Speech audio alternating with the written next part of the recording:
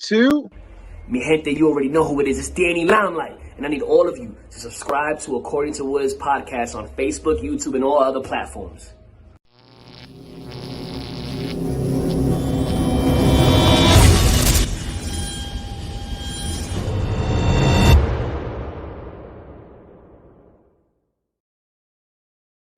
What's good, party people? This is According to Woods, and I have the honor and privilege of talking to a karate black belt, the head instructor of US Shotokai in New Jersey, and a 2013 ECWA Super 8 winner. He's the one, the only, Damian Dragon.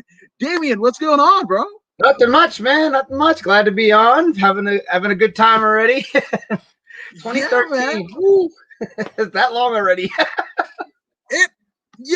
But like I was telling you in our messages back and forth, right? When you look at it, because you're just like, I kind of did it. I was like, okay, for somebody that's never actually taken a wrestling bump or anything like that, like I jobbed out to, I don't know, a 145-pound female throwing me across the room when I first started in jiu-jitsu. Now, that 145-pound female is Julia Avila, the Raging Panda, who's now in the UFC. Yeah, there's that, but like I've never actually taken a bump, right? But when you think about all of the people that have, wanted to be a wrestler, right? First, wrestling fans, right? And then wanting to be a wrestler, right? And then getting into the biz, and then taking bumps, and then competing in the Super 8, and then winning the Super 8. It just gets closer and smaller and smaller, yeah. And you are one of less than 40 people to say that? Yeah, pretty much at this rate. Yeah, because and that's the thing. Like you it's not like it's legitimate. It's in the sense where it's like you don't ask to be in the Super 8. Like you don't go say, hey, here's my promo tape, here's my picture. Can I be in the Super? They sit down in a committee and they pick who they want and everything. So it's like it's kind of crazy, like where it does work like that. Again, it's not a booking that you just ask for. It's you get picked for it. They contact you, and you're just like, really, like, whoa, okay, cool. No, 1,000%. And it's I don't think we're spoiling it for anybody because I mean we're close to 10 years removed. But I mean that was your retirement essentially. That night you retired, and of course, championships adorned you over the course of your career, but I mean, the feather in the cap is the Super 8. Yeah, I mean, and that was always the day I started training that was the goal from day one. From day one, going to Johnny Rod's school, I looked in the magazine, and that was the goal. From that point on, I mean, there was other things I aspired to do that I got to do, some things I didn't get to do, but that always remained. And even through all the ups and downs and the moments, I was like, this is never, ever, ever going to happen. I'm never going to get this shot. And then it finally, at the tail end of it, that's where it was, and it made it mean so much more. It really did. It really, really did. No, 100%. Now, Nate Rand from Podium Sports says, Damian Dragon is definitely one entertaining wrestler to watch. I've been looking forward to seeing this interview, as did I. I'm just like you, Nate Rand. I would just say it, like the stories that are going to flow from this. I'm just like, this is one where I'm here, but I'm also a fan. So I can't wait to get into it. But I mean, it's funny because here in Southern California, where I'm at, in this current day, I mean, pre-COVID, right? This, is the mecca for combat sports. The best jiu-jitsu practitioners from Brazil come here, Thailand for Muay Thai, Japanese karate, all of this stuff, right? But the East Coast, right? The Northeast, right? Yeah. It's synonymous with pro wrestling, right? Dating back to the Goldust Trio, dating back to Vince, Jets McMahon, Vince's grandfather, and so, how did pro wrestling find you? For me, very young age. I want to say I was 7, 8 years old.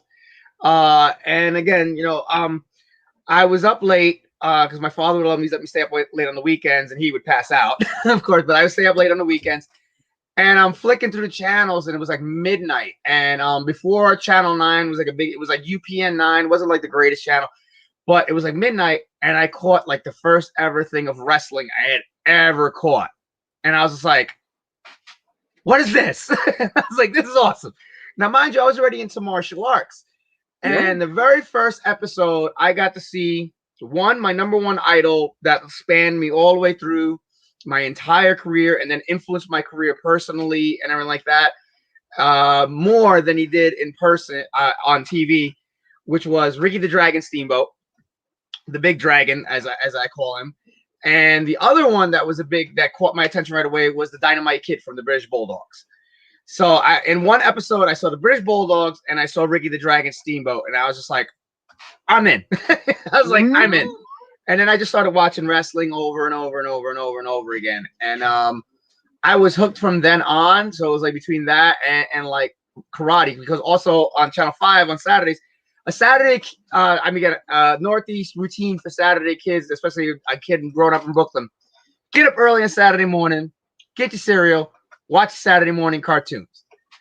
Go outside and then watch like the first early hours of wrestling that they show, like between 11 and 12 and maybe 12 to 1. Then you go outside, you play for about 2-3 hours. Then you go 3 o'clock Kung Fu Theaters on Channel 5. Everybody goes back in, watches 3 o'clock Kung Fu Theater, has a dinner, and then goes back outside to play. Wow. That was a Saturday.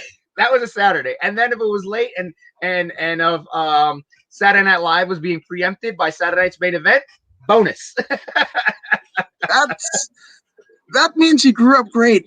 That's what that means. That's childhood, man. It's childhood. And it was and from then on, I mean, I was hooked on wrestling and I was hooked on martial arts and everything like that.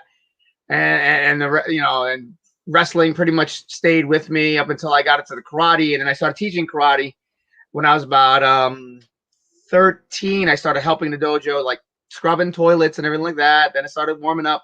By 16, my sensei was going through a really bad divorce. So I was in Manhattan, going to LaGuardia High School for the art major, which is the Fame school, Fame. Yeah. So I would go from there, take the train back to Brooklyn, drop off my stuff, hop on the bus, go from Brooklyn to Queens to open the dojo, teach class, run the dojo, sign up new students, renew old students, still teaching and all like that. So I would be there from like 3:30 till 9:30 at night. End of the class. I'm 16 years old, mind you. I'm doing the before like computers and everything. I'm closing the books. I'm doing the inventory. I'm doing the money and everything like that. 9:30, I close it up. I close up the dojo. I go home, eat a late dinner because I've been teaching all day. Do homework, go back to bed, do it all over again. And then Saturday mornings was like up at like 5 in the morning, team training from 6 to 9 because then I had to be at the dojo at 10. And then if we had a tournament on Sunday, I'd coach the kids all day long. Then I would compete later on, and then Monday do it all over again. Wow, that's insane for a 16-year-old. Yeah, that's everything I was doing. That's everything I was doing in my teen years. So I had lost touch with wrestling for a little while there because obviously I was so busy. And like they said, karate is life, similar to being in wrestling or any UFC, anything. That's your life. If that's what so that's what it was life. I mean, I had a relationship, though at a young age, very serious relationship and everything like that. But that was what I was doing, and that of course helped destroy it.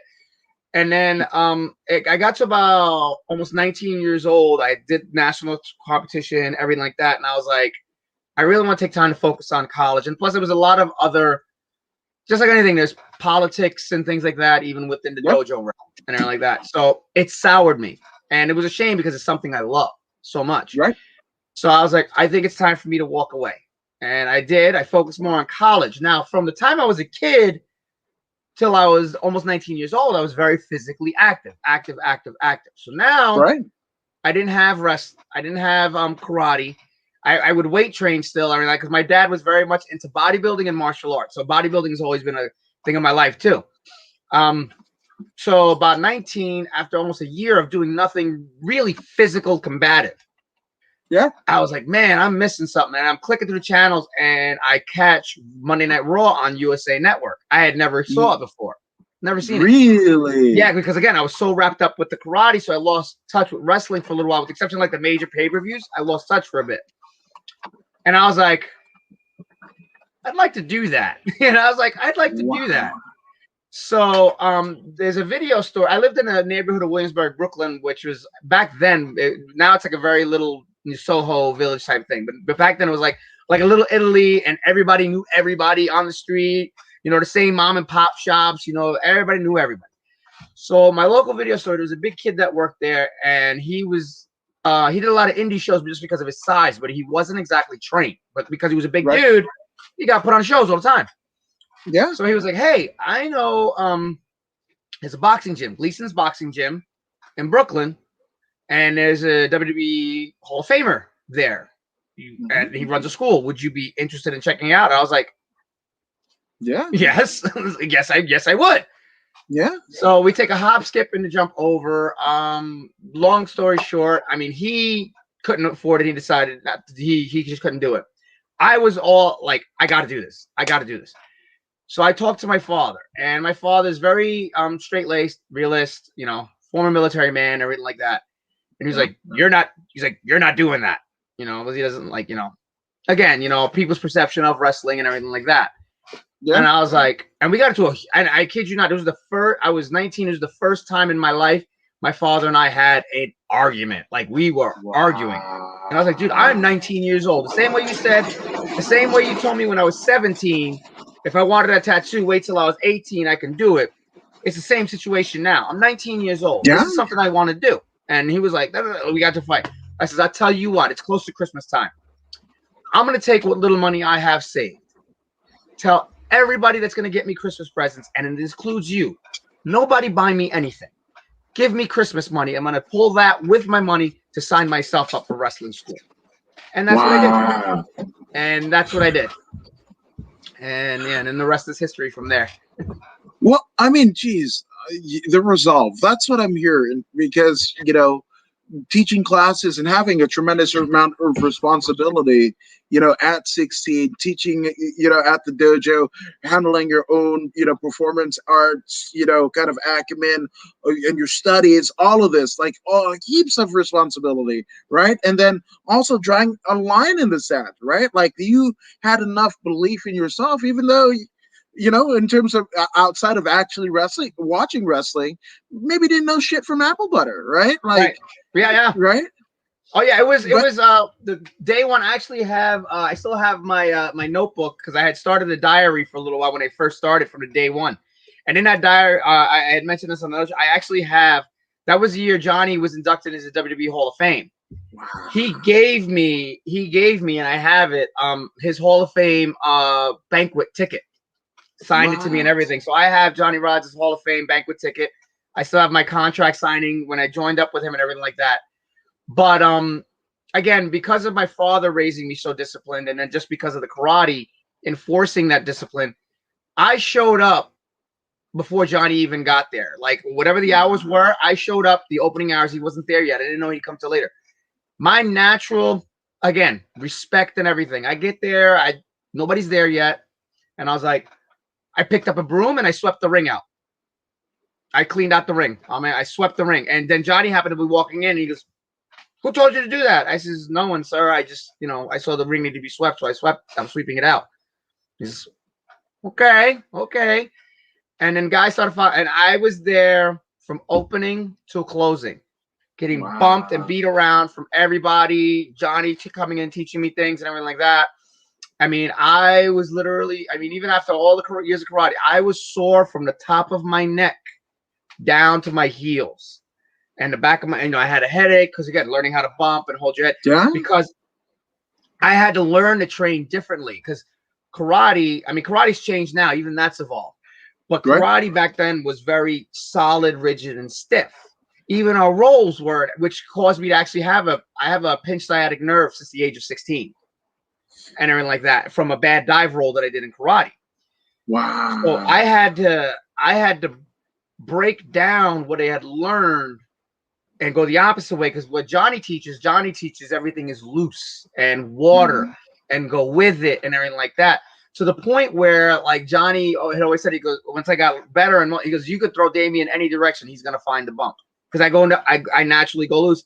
There was one time Charlie Horse suplexed me, and I don't have to jump for him. but he belly to belly suplexed me, and he goes, I'm down, and next thing I know, you're halfway outside the ring because he launched me so far. But it's just, but again, it was learning how I had to learn how to be loose. And then it was like, okay, now you're comfortable. Now we can incorporate your karate into it because now you're starting to learn how this works. And I always tell people too, like even starting out, I says, you really don't understand everything you're taught till you hit about your 5th year. When you hit your 5th year, that's when everything starts going. It's like it's like you get older and your parents tell you you'll understand when you're older. It's the same thing. It's like once you get about your 5th year in, then it's like I get it now and everything like that. But yeah, I mean, and then from there, I mean, everything was rocking and rolling from there, and just learning and always sitting under the learning tree, as much as I could. No, that's amazing. And BJ Darden, or Bad Blood, who's the longest reigning NWA Pacific Northwest champion, he says absolutely true. 100%. 100%, good brother. Now, here's the thing. Okay, Johnny Rodz, of course, legendary, especially in the Northeast, worked everyone from Bruno, and like he worked everybody, right? Ivan Putski, all of that, right? But so there's that, right? There's that bit of history, him himself, right? But then you, along with a lot of, we're talking Hall of Famers, right? In pro wrestling, yeah, basically came out of Johnny Rodz' tutelage, right? And yeah. even further in boxing, right? Gleason's fucking gym. So there's legendary shit all the time. If the walls could talk, my goodness. Were you aware or intimidated walking in that place? I was hella nervous. I really was. And just like you said, like anything, you don't, like when you're not in it, it's such a huge world. But then when you get in it and people start coming in the doors and you start going to shows, it becomes a lot more small. And it's just like, whoa, like that's so and so. Like I remember, growing up, I would see luscious Johnny Valiant all the time. I go to Johnny Rodz. Johnny V was there almost every week because him and Johnny Rodz were such good friends. Yeah. So I would see Johnny V, God rest his soul, like every other week he would come in. And to the point, I used to work at the Sony building and he worked actually across the street. And he came in, I was like, hey, let's just, he goes, hey, kid, how you doing? And we sat and we had lunch together. And I'm like, it's like in the moment, I'm like, hey, I'm having lunch with John, with a friend. Yeah. But then in the back of my mind, it's like, I'm sitting here with Luscious Johnny V. I watched you as a kid. You're a legend. It's like, it all starts to like, again, click forward. And it's just like, oh my, and then the people that I just got to, again, share locker rooms with and learn from and everything like that. Like it goes on and on and on. And then sometimes even to the point where it's like, oh yeah, I forgot about this one. Oh yeah, I forgot about that one. Because it was so many, because again, once you're in it, it becomes so much smaller. And I mean, if anybody is ever in the New York area and has an opportunity to, and I know it's not a museum, but like if by some chance you like walking into Gleason's Gym 1 is amazing. Because again, you never even know what boxer is going to show up. And I mean, I saw my fair share of boxers. I even saw one of my favorite ones that people ever go, what? The original host of Blues Clues. I always forget his name. Wait, is it Steve? Yes. Right? Yes. He used to train boxing there all the time, and tattoo on his arm and everything like that. And I'm like, you're the Blues Clues guy. Wow. And he's in there with the tattoo, and I'm like, wow, that blew an image for me right there. Yeah. But I'm like going into Johnny's office. I mean, it's wall to wall. Like there isn't an inch of paint anywhere because all the pictures from students that he's had, workers, but then just all the pictures of stuff that he's worked. And then he's got photo albums like on his desks and everywhere, like all over the place. And it's just like, and as long as I was there, like as many times as you think you've seen every picture, it's like, I didn't notice that one. Like, there's always another one. And, Johnny was, again, a lot of people don't realize, like some people like, they know Johnny Rodz and they're like that, and they're like, why was he inducted? Johnny was how you got hired, though. That's the thing. He's the person that got you hired. He tested Hulk Hogan. He got Roddy Piper his green card to stay in the country. He helped Nikolai Volkov stay in the country. He was the guy that they put in the ring with, and then when he came back, he's who your job relied on getting. And if he said yes, you got a job. If you said no, he's not ready, you weren't ready. He was the guy. You know, that's why Johnny was so important. Johnny was the predecessor to the Brooklyn Brawler. The Brooklyn Brawler later on became that guy. But Johnny was that guy. He was the test guy. You know, and if you could hang with Johnny and if he felt it, then you got your job. Right. And I mean, that's obviously that, you know, that's the Northeastern deal. But if you go to Mid-South and Bill Watts, you know, that was Ernie Ladd to Bill Watts, right? That was, you know, that famous story of like, oh, I wanted to test him, boss. And, you know, Ernie Ladd getting fired because he wanted to do our Broadway with Junkyard Dog and his tongue was hanging out like a long red necktie. It's like, no, I just wanted to see what he's got, not that. So I'm firing you, Ernie. Yeah, it's the way it works, though. But yeah, that's the thing, and it's incredible. Like again, just to be a part of that history and everything like that. And again, the people that came in and out of the doors, just that were names, just to come and train one day or something like that. You know, to happen to be there, they just came to train. People that just came to visit Johnny or something like that. It was amazing just to be in that environment. And like I never missed like a training day while I was a student there and everything. Now, I mean, it wasn't all sunshine and rainbows, mind you. Oh no. Yeah, because I hear like horror stories about it, and again, it wasn't like, oh, here in Gleason's gym we're gonna put a wrestling ring. No. That was a boxing ring for, you know, they didn't have any give. So what was the bumps like? Well, Johnny's ring, like a lot of people that would come from other schools or whatever like that would get kind of blown up because Johnny would train us with the idea of potentially having a future, so our cardio would be up and everything. So I mean, I'm sure you've seen other wrestling schools or other wrestling promotions. You know, they have a 16x16 ring. Johnny had a 20x20.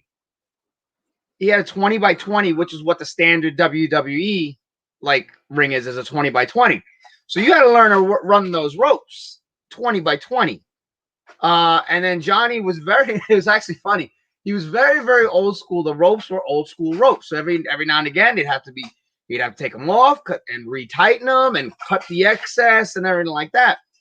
And then, you know, the days of ECW came around. And again, all the young guys, ECW had a gorgeous ring. And I got to work in that ring a couple of times. And you know, those were cables. That's when cables started getting introduced. So everybody always says, Johnny, get cables. Because everybody wanted to start, you know, springboards or whatever, you know, stuff like that. Get cables. We don't need no cables. We don't need.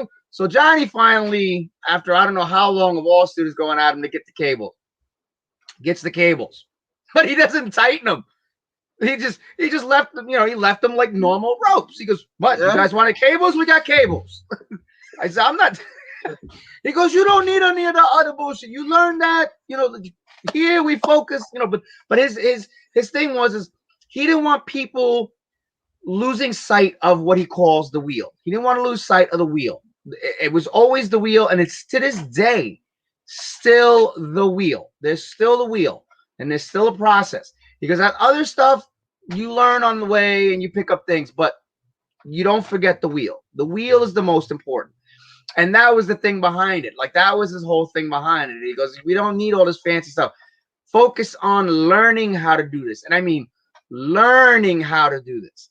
It's not just move. It's knowing when to do the move. When is the right time to do the move? Why we do the move and this and that and that and this. And a lot of guys didn't catch that. Like that was the thing too. I mean, I was fortunate enough, and I know I pissed off some people, but it wasn't my choice.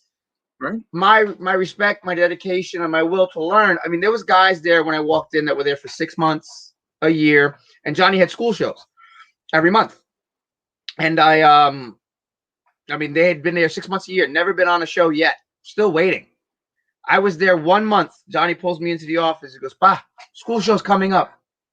You're gonna have your first match at the school show." I says, but again, I was like, Johnny, there's guys here like 6 months and everything like that. Like they're waiting for their shot. I just got here. You know, I don't want to make anybody enemy. He goes, "Pa," he goes, "they're not ready." He goes, "You got a lot to learn." He says, "But you ready. You gonna have." I'm like, okay. And I know I ticked off some people, but again, it wasn't my choice. That was Johnny's choice and everything like that. You know, that was Johnny's choice. And I'll never forget that first match. I worked with a guy to help me train a whole lot and became one of my good friends. But Ooh, did I take a pounding and pace in that first one? And my dad did not like my first match at all because I was marked up and everything like that. I even got my eye cut on my very first match. I got my eye cut in the first maybe 30 seconds. We weren't even in the ring yet. I was coming around the ring. Well, I was coming around the ring doing, hey, doing the yeah fingers again. And we never had steps there. So I didn't notice the steps. So Johnny had ring steps there for that night because it's the show.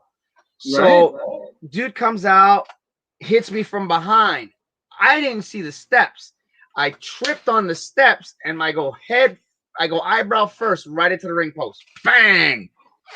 And I go in, whatever, and I'm wearing white tights of all things. And I look down and I'm like, there's red specks on my white tights. Why? And I went, oh. Welcome to wrestling, kid. Yeah. No, I mean, our good brothers, dudes at ringside, hey, what's going on? Hey, dudes. Yeah, and again, yeah, absolutely. And if you want more Damian Dragon, dudes at ringside is where you're going to get it. I'm just saying. So subscribe to the channel. Those are good brothers. Yeah. No, I mean, did you get heat coming back through the curtain with Johnny? Because I mean, no, not at all. Not at all. He didn't give me heat. He goes, he says, it's a lesson. He goes, it's a lesson. He goes, always pay attention. Always pay attention. He goes, I was like, because I was like, I didn't get no, I didn't get no sermon. I didn't get no I'm sorry's or whatever. And even the older guys was like, now you learned a lesson. Pay attention. You pay attention. And I learned in multiple ways to pay attention. Angel from the Baldies of ECW fame. Yeah. He's one of my good friends, but he's also one of the guys that really helped train me too, along with Big Vito. And Big Vito's rough. Big Vito's, he's legit. He's legit. I've heard. But for those that made it through training with him, you appreciate what he did. But I'll never forget Angel one time. And Angel's a fun guy to work. We wrestle shows, but he's a fun guy to train with and everything. He'll beat the hell out of you, but it's still fun. Like he keeps it. There's a good light because he's a joker. He's a prankster. So he whips me off the ropes. This is just thankfully it was just training, but he whips me off the ropes, and I didn't hear him. He gave me the high sign for something, but I didn't hear it. And he throws, the hardest JBL Stan Hansen style lariat I have ever been privy to. Thing is, I'm not that tall. He is. Yeah. So he throws a haymaker. I don't catch it in the chest. I catch a full swing lariat in my mouth. Oh. Wolf. Wham. Full force right in the mouth. My feet go flying and everything like that. And he goes, keep your ears open next time. I said, duck the line. Wow. Because, again, in learning, I kept that with me even in my later years. So I would watch people, they duck the clothesline, and you always see the infamous, the arm goes up. Mm-hmm. And Angels and Johnny, he says, the one that you're going to miss is the one you throw the hardest. Mm-hmm. And if they don't duck, it's their fault. Mm-hmm. And that's what it was. And after that, trust me, I never missed a call ever again. You learn. That's all I got. Is Johnny Rods is. You learn, Pa. You learn. He's got very thick, heavy Puerto Rican accent. Let me tell you something, Pa. You keep your ears open. You stop worrying about all the goofy nonsense. Think about it, right? Because you're of a certain generation that like the current crop of wrestlers today might not get that. But imagine Johnny Rods breaking in, right? Like that era. Think about Bruno breaking in, Lou Thez. Strangler Lewis. Johnny, one of Johnny's teachers was Antonino Rocco. What? Okay, that makes sense. That makes sense. Antonino Rocco was his trainer. That does make sense, though. Because in terms of the ideologies, like in terms of prep, working one and then also prepping the next generation, like it's very similar. Yeah, and Johnny believed very much in the ability of knowing how to mat wrestle. very much so. Not so much in the sense of what to do in front of a crowd and everything like that, and not just pacing and not just timing and really working a match. He also taught us this as the importance of self-defense. He says, and slowing people down. And sometimes we wouldn't even hit the ropes. We'd have sessions where we'd be on the mat half hour, 45 minutes, just going and countering and going, and you'd be stuck, and then they hold you. Think about it. Come on. The reason was behind that was it was our self-defense.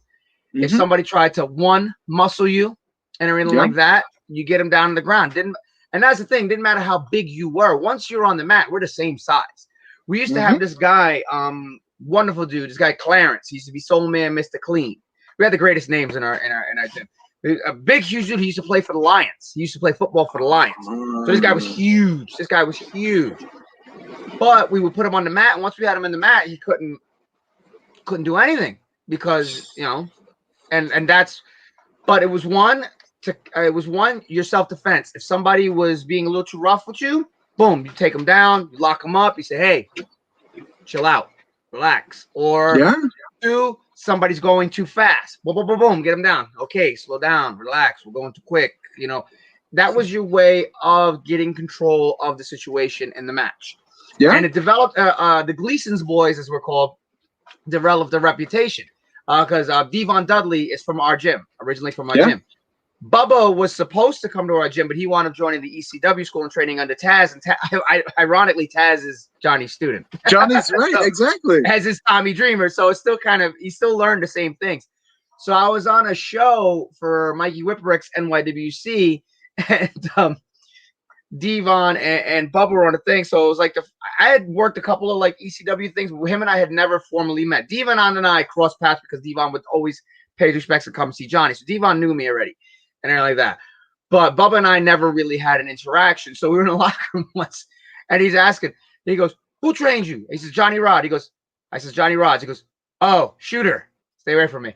Because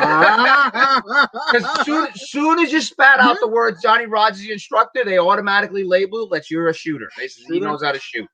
Because that was like a bumping and shooting, and psychology is the main thing. Everything else is the pretty little add-ons after that. Well, but that's how you drew money, right? It's, imagine if you're booked to win the title, right, and then somebody shoots on you, and that was the scenario, right, of the era of Johnny and prior to him, right? It was you had the policemen, you had guys that you had to go through, and that was legit, and you needed that because obviously here in this kind of era it happens less and less, right? But like a 450 and then you're gonna shoot forearm, no, I mean it doesn't happen as much. But in that era they were really prepping you for success, right? Again, know how to handle yourself, and also you go to the bar after a show, what have you, somebody comes at you. And in territories synonymously, if you didn't win a fight, right, and you're a wrestler, you call yourself a wrestler, you busted your ass to earn that right? It's a fraternity. And somebody whoops your ass, then you're fired. You're blackballed from the business. You've lost your credibility. You've lost your credibility. You're supposed to be on a higher level and everything like that. And again, it is definitely a protection because I'm not gonna out any names, but it's video footage and like that. Johnny's in a tag team match with him. It's him. I think it's him and Rene Goulet. Yes. And they're working at the time a tag team that's being pushed in the 80s. And I'm just gonna leave it at that. But they're going way too fast. They're going all over the place way too fast. So Johnny is doing his thing, juking and jiving, but he's not really moving his feet, but he's doing his shoot work. And they can't get their hands on him. It was like he says, guys are too fast. I slowed them down. You see, they can't touch me. I'm not even doing it. They can't touch me. And that's what he did. They were so overworked and so excited. And so he went into shoot defensive mode where they're not even touching him. And he takes the bailout and everything like that. And they were stuck. but that was his protection because he knew they were going too fast and overhyped, and he was going to get hurt if he didn't get the control of the situation. Yeah, but again, and look at all of the wrestlers that came out of Gleason's and Johnny Rods and Stublich. I mean, the proof was in the pudding. Drew Many everywhere. From indies up until the big leagues. Yeah, I mean, I can't even tell you how many times I worked indie shows with young guys who may not have been broken in the right way or were just excited because they were in the. And I get them down or whatever like that, and they get in the stomp, and I'm like, no, not yet. Relax. I'm like, relax, calm down. We'll get there. One of my favorites that I always use in my later years, again, just learning. You come in, I'm working the young guy and everything like that, and it's not. Again, it's a lot of people take it as a veteran being lazy. It's not. They're actually teaching you and showing you how to do things. And right away, young guys got 1,000. I want to do this. I said, whoa. I said, slow down. I says, I'm not trying to knock any of your stuff that you're doing. I says, but do me a favor. Pick 3 things that you really want to do. 3. And we'll work them into the match at the right point. Trust me. And that's always the formula I did with a lot of young guys. I said, pick 3 things you really want to do. And we'll go from there. And we'll build on that and we'll make that work. And sure enough, you work it in right, and it becomes like spots that like get a good reaction and like that, makes them look good, you look good, everything like that, and people remember the match, and that's what you want. You don't want to spot at the spot at the spot at the spot at the spot at the spot. It's like Johnny used to say, it's like, do you want them to remember a spot you did? He's like we used to watch. This is like when the ladder matches became like the really big thing. Yeah. He's like, think back to the ladder match. Can you remember the whole match? No, I can remember this because that's it. He goes, you remember parts, segments, or whatever. He goes, now. He goes, think back to like Savage Steamboat, Flair Steamboat, or even like more modern guys, Malenko Benoit, Malenko Guerrero, Guerrero Mysterio from Halloween Havoc. Now, do you remember spots or do you remember like large sections of the match? Go, oh man, yeah. And he's like, you remember the match more than the spots. He goes, that's the thing he was trying to teach. He goes, you don't want them to remember the spots, you want them to remember the match. And at the end of it, it doesn't matter if the match is good. It doesn't matter who went over and who didn't. And the guy that didn't go over, if he gets this, yeah, you did your job, and you got exactly. And it's a big deal. It's like if you hear this and you don't walk out the silence, you did a good job, and that's what matters. It is, and it's something that again has drawn money. I kind of think back to like, Jim Cornette, right? They're wrestlers today are more athletes than anything else, right? And look like bronze Adonises and Greek goddesses and what have you. And that's awesome, right? But you do so many other things, like we just saw, this past weekend's UFC, Lupita Godinez, a former LFA champion, and she has Jessica Penne in this like precarious position and then fucking power bombs him. You power bomb one, like if that can like almost end a UFC fight, then why is there 3 of them? Yeah, exactly. And that's the thing. It's like, the one I remember coming up, and always the term being called Superman. And the first time I heard that, I didn't understand what it meant. And then when it got explained to me, I was like, oh, that's not a good thing. That's like, oh, that's not a good thing. So I learned about Superman, and then the other statement that I had learned that after in my later years started saying, I says, man, I guess you're gonna have to shoot him to beat him, huh? That was the other thing. You're gonna have to shoot the guy to beat him because that apparently didn't work. We've seen things like that too, and it's a shame because it's not that. There's guys that do it and do it well, that mimic that ROH style and stuff like that, and know how to work it. Because like there's people that try to do that ROH or Pro Wrestling Guerrilla style or New Japan style, but they don't realize there's still a psychology to it, and there's a way to make it work, and there's a way to make it believable. And there's guys out there that just mimic it without really exploring how that works. And because like that style, though a little more flash and panache, that style goes back to the days of the hookers and shooters of MSG. It's just the moves are different, but it's the same idea. It's a contest. It's a battle of wills. It's just a different. it's the different context of what it is. And that's the thing. Like, you can't just mimic that style without understanding how it works and everything like that. You know, it doesn't just go that way. And that's the thing, man. Like, knowing how to do these things, when they do these things, there's so many little nuances and everything like that too. You know, everybody talks about like, certain guys, like, oh, The Rock only did the same things, Cena did the same things.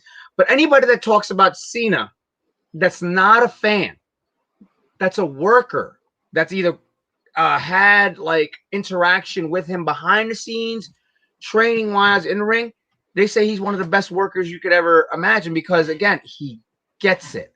And yes, he didn't do a lot of things and they weren't impressive, but I mean, how many of his matches were actually, like, not for nothing, as much as people want to hate on Cena, how many of those matches were actually damn near memorable?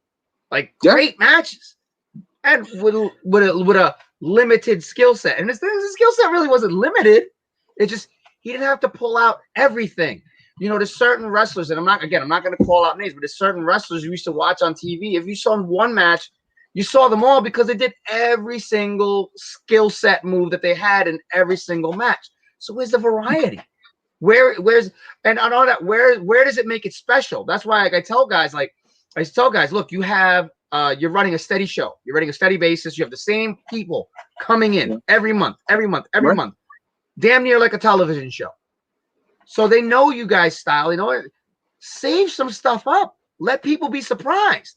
There's your one or two trademarks that people go, yeah, the people's elbow and stuff like that. They did trade, but to keep them interested, you got to keep stuff in the back pocket. You always keep stuff in the back, because that's what keeps it. I didn't know he could do that. I didn't know he could do this. I didn't know he could do that. Like, I had stuff that I completely forgot I knew how to do. And then I watched this, man, I got to pull that. I watched it on DVD or VHS. I go, oh man, I got to pull that one out of the Rolodex and pull that out of the next show. And then sure enough, people go, whoa, because again, I forgot I could do it, and they've never seen me do it, so it works.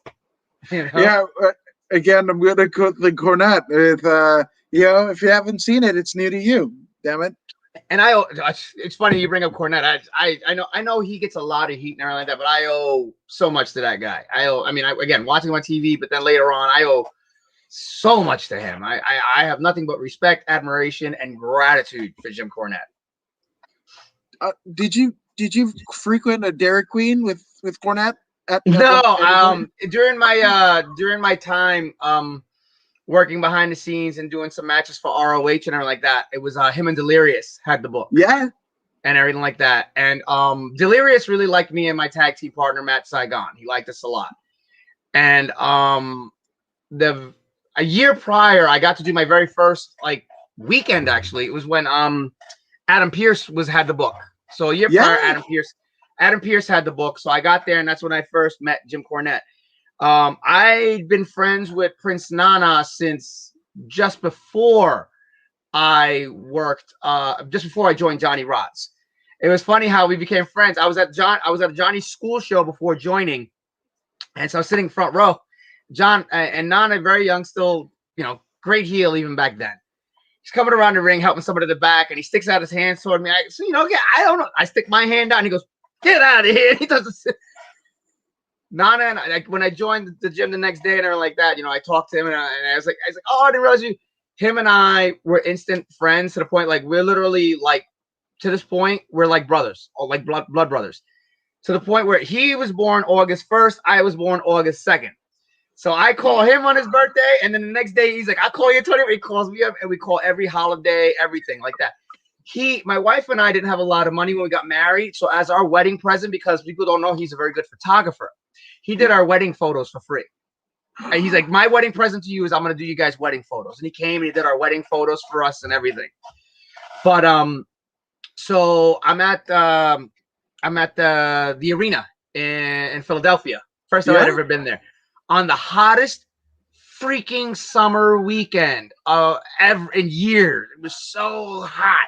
And this is when they had just painted the interior walls black. Uh-huh. So it was scorching in there. That was also the same weekend Adam Cole got his first dark match tryout with Mike Bennett and everything like that. Yeah. So I'm there, and I was very good friends with Prince Nana, who was going to bat for me, and I also became very good friends and kind of wanted being mentored by Steve Carino, because this is when Carino was there too. So I didn't know the ring announcer knew my name, knew of me, but apparently he knew me from other shows because I had been around so long. And so I'm there, you know, I'm already in double digits in terms of my career, but I made no qualms about doing the same thing everybody else that was there trying to do. I set up chairs, I helped set up the ring, everything.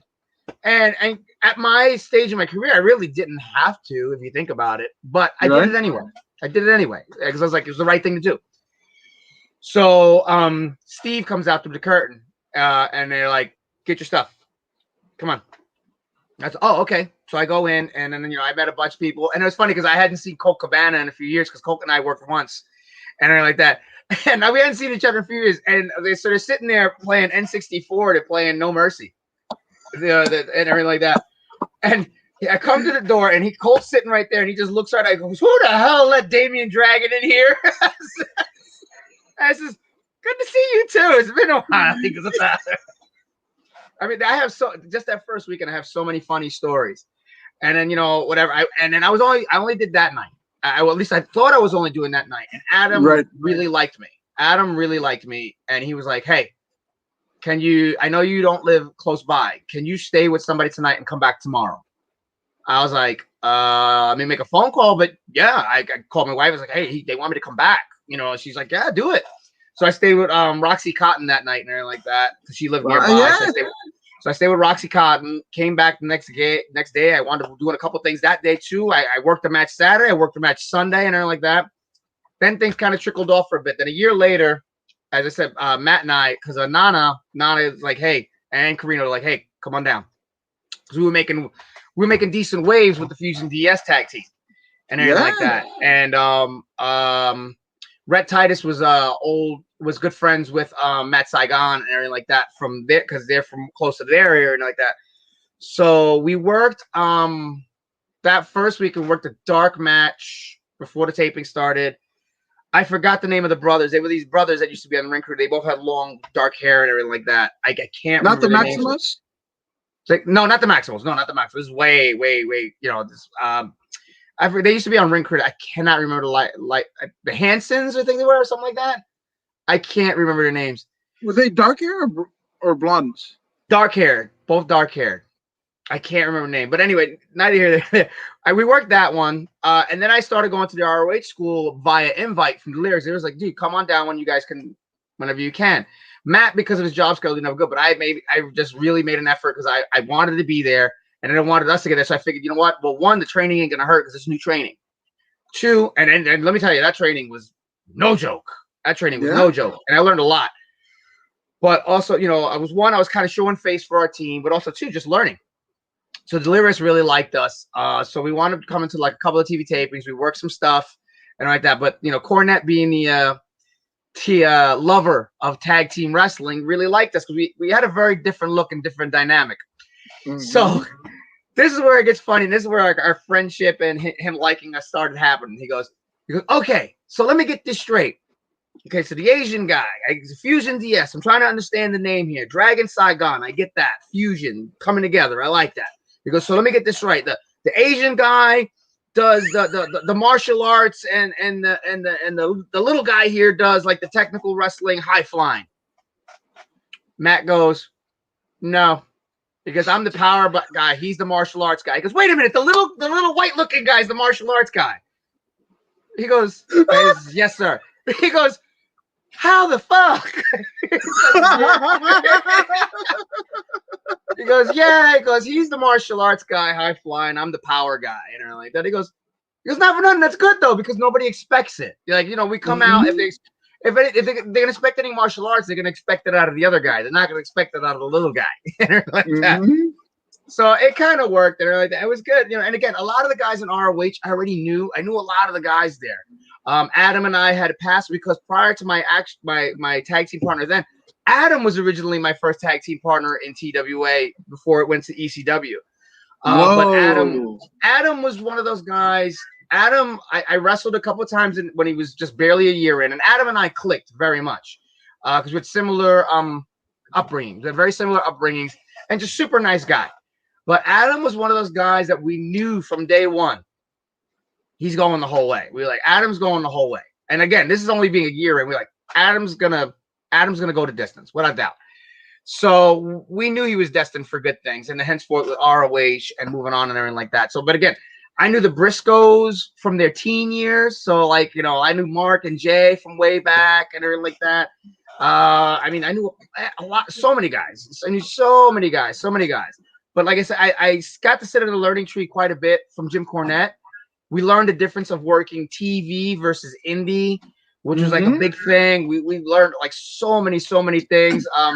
To the point which became our unfortunate last night, because I genuinely feel we were very, very close to getting in, but shortly after was when the whole booking committee with him and Delirious fell apart. So shortly after our, literally, I want to say our breakthrough night, legitimately our breakthrough night, Cornette was like, "I'm done, I'm out," and it was just like, oh, but we could say we did it. And you know, I still got my ROH stuff from Sinclair Broadcasting upstairs. I still got my face stuff in it. So I got him.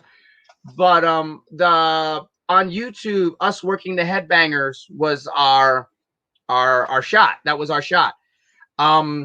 So quick story on that. The finish. I don't know if you've seen this.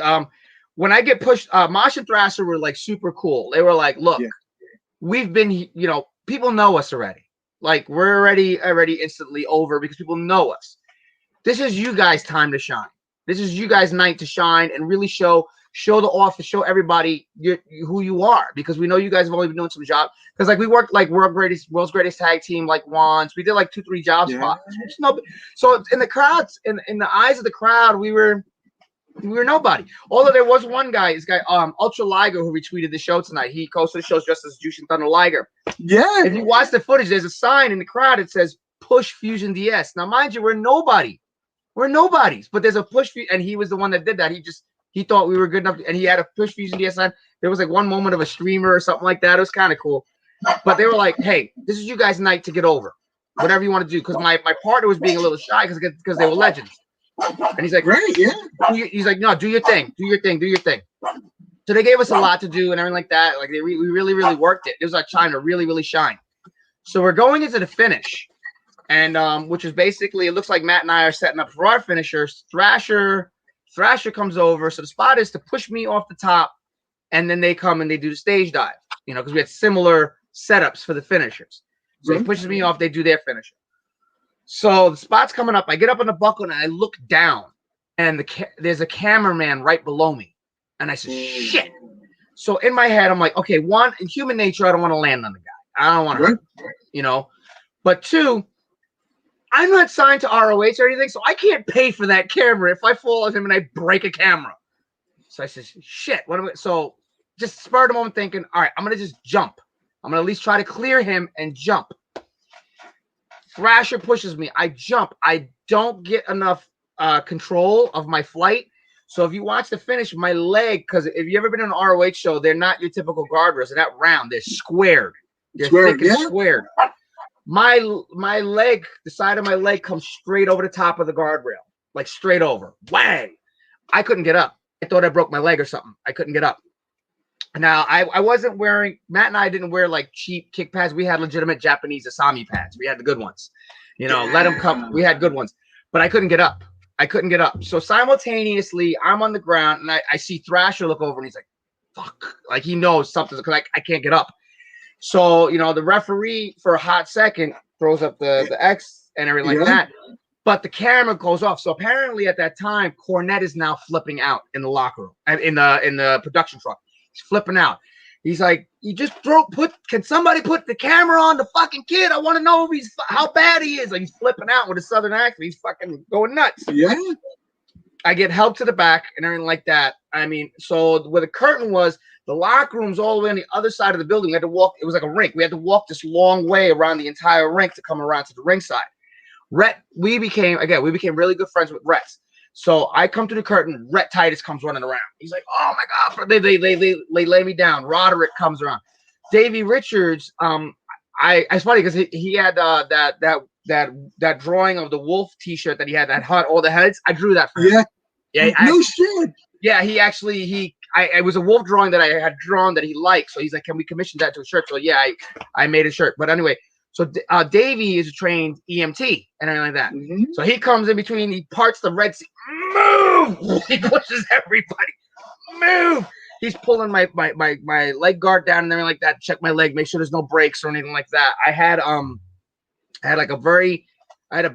very purple blistered split cut on the side of my shin, which is basically where it hit. So basically when they look back at it, this is what saved my ass was legitimate my Asami kick pads. They were like, if you had been wearing like cheap homemade kick pads, my leg would have snapped like a twig right over it. The Asami pads actually saved me. And actually the commentary, Kevin Kelly and oh Jesus Christ! They basically go on a shoot. They go, oh my God, his leg! You hear in the commentary, oh my God, he broke his leg. They legitimately think I broke my leg.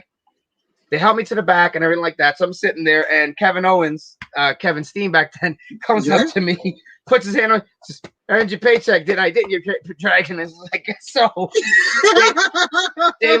Jay Lethal comes over. Jay and I go back to when Jay started. So Jay and I really, he's like, bro, you all right? Adam comes to me, Briscoe, everybody's coming up to me like, dude, you guys all right? You guys all right? I'm like, yeah. So I'm sitting there, and you know, I can barely walk. I have ice around my leg and everything like that because I had swelled so bad.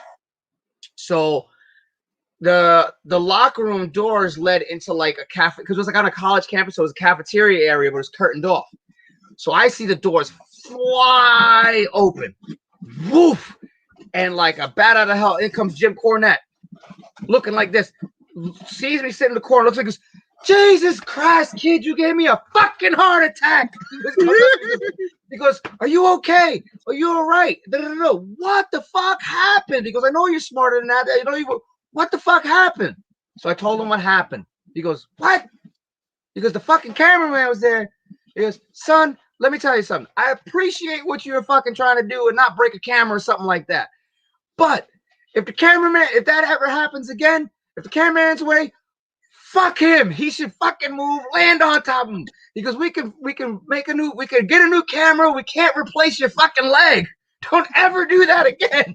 Yes, sir, no problem. But, he was like, I appreciate you. He's like, but we can't replace you, man. He goes, dude, you got a wife and kids on. Don't do that. He goes, don't fucking risk it. He said, we can replace the equipment. No big deal. To the point where Sinclair himself came up to me. Sinclair comes up to me. I'm sitting there and he goes, I want to thank you for the job you did tonight. I mean, again, thank you for looking out for our production equipment and everything like that. He goes, but he said the same thing. He goes, like Jim said, don't ever do that again. He goes, we can replace the camera. We can't replace your leg. We can't replace your leg for your family or your career or anything. Don't ever do that again. He goes, if it happens again, land on the guy. We'll replace the camera. Don't worry about it. So like that was pretty outrageous. So now, mind you, here's the craziness of the whole story at the end of it. And I know I'm running along with this, but it's a hell. Give me more. So we're making the rounds. We're saying goodnight to everybody like that, and I'm feeling, my leg is hurt. My leg, and it was funny because Foxy and I have an odd connection. As you see, the mom coming home thing and everything like that. We have this odd connection. She was always able to somehow know if something went wrong just sitting here. Like she'd be here and I'd be where I'm at, and somehow she would just something in her would go, something's not right. So she had that feeling that night, and apparently it was at the moment that I actually hit and everything like that I had the accident. And she's like, I knew something happened. Because as soon as she got on the phone, she goes, what happened? I said, how do you know something happened? She goes, because I felt it. What happened? And I told her what happened and everything like that. But anyway, so Matt's lagging behind me doing the rounds, and I'm feeling a little tired and dejected and everything like that. I said, man, this was our night to shine. I'm feeling like I blew it and everything like that, right? Again, we've been rolling with ROH for a few months now. We've been about 6 months or something like that. We've been rolling with them. So I opened the doors. Now all the fans, again, they know where the locker room is, so they're all waiting in that concession area. I open the doors and it's got curtains, and I go, and all of a sudden I hear just, there he is, there's attention and everything like that. And I look to see who's behind me. I was like, oh, so I can step aside. I just, let me step aside. There's no one behind me, and I'm like, all of a sudden it's like whoosh. I was like, whoa, next thing I know, I'm getting hit for autographs, pictures. I'm like, oh my God, what the hell just happened? So then about 30 seconds behind me, Matt comes out. Whoosh. So he looks at me. I look and he goes, I said, I don't know. Just keep signing. So like now we got bombarded. We got bombarded by people for autographs and pictures and everything like that. So we got stuck there for like another 15, 20 minutes, autographs and pictures and so everybody else is coming out, but like now they're intermingling with everybody, but they're not just leaving us to jump to them. Like they're still making their rounds around everybody, including us. So we're like, this is insane. We get to the Matt's car and like that. We're putting our bags in a thing, and a photographer from somewhere said, "Hey guys, can I get a picture with you?" and everything like that. We're in a park. Oh, sure. It's like, hey. So unfortunately, though, again, that also turned out to be our last time with ROH as well. So we had this big breakthrough night, and then Cornette quit that week. It was like, But ROH from the day it was incepted was another one of those like on the bucket list. It's like, I got to work there. I got to get there. And I had a tumultuous history getting there, to say the least. Younger in my career, I went through because for whatever reasons, I mean, a lot of people on the East Coast thought I was a joke at one point, and that's fine. Yeah. I mean, we're talking about when the Loki's and the Xaviers and the Homicides and everybody was coming up, and we had but the thing is, ICW, UCW, USA Pro were like the predecessors to ROH because Jack Sabbath was booking these guys. Yeah. And bringing these guys in before ROH existed. So then ROH came and did their thing, and they were booking the guys we were booking first. They were legitimately booking the guys we booked. We booked Eddie Guerrero on his first independent show. We were booking him first. So, but again, I wasn't apparently up to par with what they had, and that's okay. It's fine. But flash forward a couple of years, Foxy and I are doing our thing. We're picking up steam to start drinks, and I get a phone call, random phone call, never seen it. Hey, we'd like you to come to work ROH. I was like, okay, yeah, sure. And this is what I'm doing my Disturbed Dreams gimmick. So I was like, oh, yeah, sure. We want you to be like a gay pirate. I'm like, a gay pirate. Now, again, I mean, opportunity is opportunity. Right. And I have no problem with whatever. But again, the way it was pitched and delivered, I was like, this is bullshit. This is bullshit. And I know who it was that threw it. Was a prank thrown by a couple other workers. I used to work in a Hackensack hospital with a couple other workers, and the promoter I used to work for was also like the boss of the thing. And he liked to. We found out later in years he liked to stir the pot and put people against each other and do sorts of shit like that. And it got me to the point where I was so dejected. I got like so depressed that part of me just didn't care anymore. I was legitimately like. Those like little 2-piece like Hostess apple pies, like with the heavy. I was having like one of those in the morning and one of those at the end of my shift at work every day. So you can imagine how that turned out. Yeah. Yeah, I put on some pounds and I was so depressed because like I'm never gonna get there. And I was like, I let it get into my head. I was like, I'm a joke. I'm a freaking joke to everybody. That's all it is. I'm never gonna be good enough. And this guy who I know I'm better than is there, and for whatever the case may be, and this and that and that and this. But you know what? Later down the pike, it all came back in the end. It all came back in the end between getting the opportunities I got at ROH and working the people I got to work with and doing the things I got to do, and then all the way up to the Super 8, which who's laughing now in the end, so to speak, But I did it on my own, and I did it on my own merit. And that's the thing. I did it on my own. When it came to like ROH or whatever like that, I had like Nana and Carino going to bat for me. Yeah. But it wasn't like calling in favors. Hey, can you get my bunny? Like it was based on my work. That's awesome. It was based on my work. It's like, give this guy a chance. He can work. And it was funny because the very first time I worked in ROH ring, which was the one that Carino Nana got me on, the night I got in, I had never set foot in an ROH building, never set foot in an ROH ring. We worked I worked a tag team match against Necro Butcher and Eric Stevens. No. Yeah, the tag team match was Necro Butcher and Eric Stevens. And I'm just there to do the JOB. Not a big deal. But I go in and I get in the ring and they're making the ring announcements, and all of a sudden, they announce my name, Damian Dragon. There was a pop, and then there was a couple of streamers that came, and I went, and people were like, Drag, like, oh, okay, because I'd been in the Northeast. I go to the locker room, and even Pierce and a bunch of them go, "You've never worked in ROH thinking you got streamers? Like, what the hell is that?" I don't know. It's like I've been around long enough, I guess. Mercy for the old man, I guess. Fuck, you can, get your shit in, kid. I'm just saying, like, but it was cool, and again, it was, and like I took, and again, it was like that night again. I knew what I was there to do. I was there to do a job and make these guys look good, which I did. I mean, the nastiest thing, and everybody thought Adam Pearce and everybody in the locker room thought I got killed. They did this spot. Eric Stevens presses me in the air and does the dump to the outside. Yeah. And Necro Butcher asked, Necro Butcher, by the way, is super cool. But he asked me, "Would you be cool doing this? If you don't want to, it's cool because there's really no way to protect yourself." I says, "Lay it on me. What do you got?" So Eric presses me, dumps me to the outside. As I'm coming down, Necro Butcher comes with an uppercut to my jaw.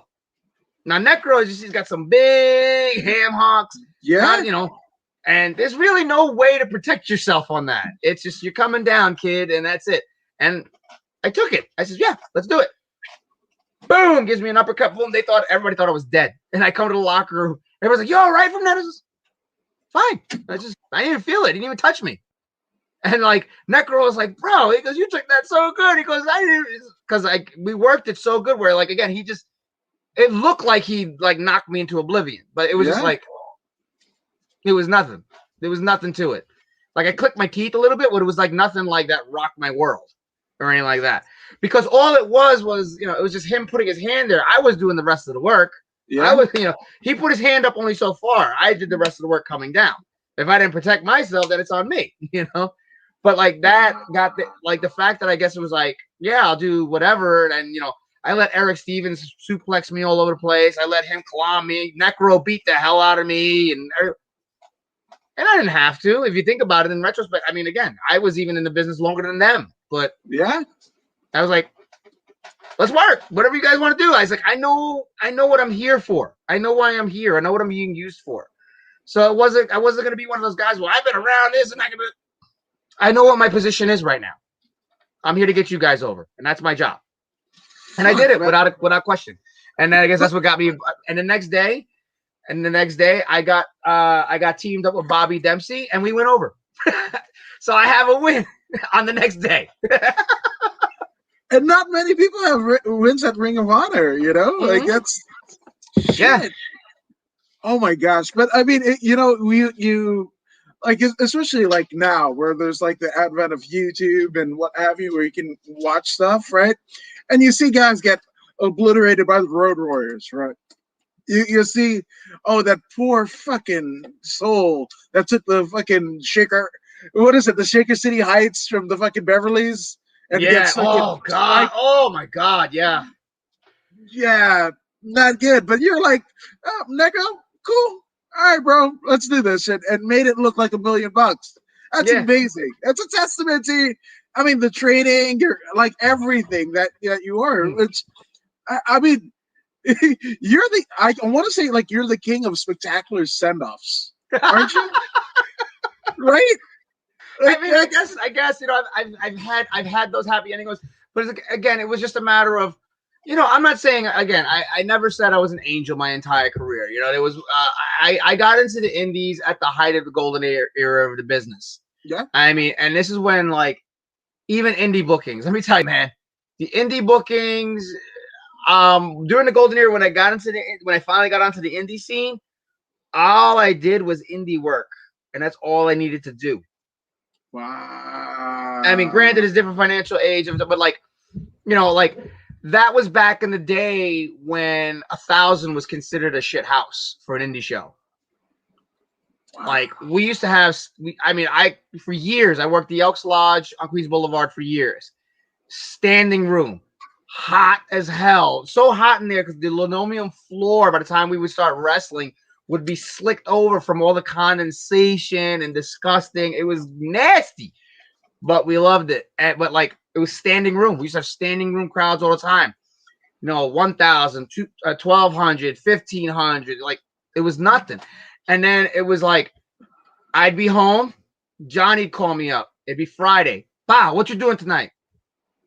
"I got nothing going on, Johnny. Why? What's up?" Got a show in Brooklyn for in Jersey for cousin Luke. Can you make it? Can you get a ride and make it? I'll be there, Johnny. Then Saturday I got a booking. And then something happened, you know, I get a phone call. I get Jace, hey, we have TV tapings tomorrow. One of you and your partner are available. You want to come out? Yeah, sure. I go do that. So some weekends I would have originally only one, then it would turn into like 3-4 bookings in the entire weekend. So I would, and again, this is all cash money we're talking about. This is all cash money. I would make sometimes, you know, $500, $600, $700 in the weekend, cash, and not have to do anything else. So I was like, my ex-girlfriend at the time that I was living with, she used to work at a science museum and like that. She goes, what are you gonna do today? Sleep in for a little bit. I'll get up. I'm gonna hit the gym, and then I'm gonna go and train at Johnny's for a while, and I'll be back when I get back. And then, you know, she, you know, why can't you go train for an hour? Because wrestling training doesn't work like that. It's like we're there for, it doesn't work for 1 hour. Like we're there as long as we're there, and that's it. You know, sometimes we're in Johnny's office for 2 hours before you even get in a ring with him talking, you know? Yeah. And that's okay too. That hearing the stories is learning. Hearing the stories is learning, you know? You want those moments, you know? But sometimes that's how it would be, you know? It was just like, again, it was the hot time for, and so I was in my early to mid 20s, living like a rock star. I was living like a rock star and everything like that. So of course, you know, in my early years, you know, it does this, but I learned, but you know, I did have my crash and burn, and it was some of it garnered, no, but I am now appreciative of it because it made me learn going forward how to truly conduct myself and appreciate every opportunity I was given and everything like that, and not be so critical of what was asked of me, and look at the bigger picture of what they're trying to do and everything like that. And again, that just, it changed an entire perspective, I think, on how I was presented to other people and how they saw me and everything like that. And I always was, I turned out to be one of those guys. Everybody's like, dude, if you can't work with Damian, there's like something wrong with you, because he's willing to do anything. He's willing to teach anybody. And he's, well, you know, again, I was like, all right, I would only ever really, in my later years, I would only interject myself if I was like, all right, this really makes no sense. We can make this better. I would interject myself. I was like, okay, this makes no sense to get you over, or this doesn't do anything for anybody, or this doesn't work for the crowd, or, and I'd give my 2 points, and I would always close it with, look, at the end of the day, it's your show, it's what you think. This is just my opinion. Whether you go with it or not is up to you. I'm just giving you my opinion, and that's that, you know. And that's the way I kept it all the way to the end. But I mean, that to earn the respect of your peers as somebody that can do everything, ring work, setting up chairs. Again, there's a diligence about you, and I think it you know, is a overwhelming theme, right? Because you know, everybody wants to, you know, look at like the high and the pinnacles, and there's a ton of them, but also to get those, you gotta go fucking low. You gotta, exactly. And I saw it from people larger than me. I saw the same thing in people larger than me.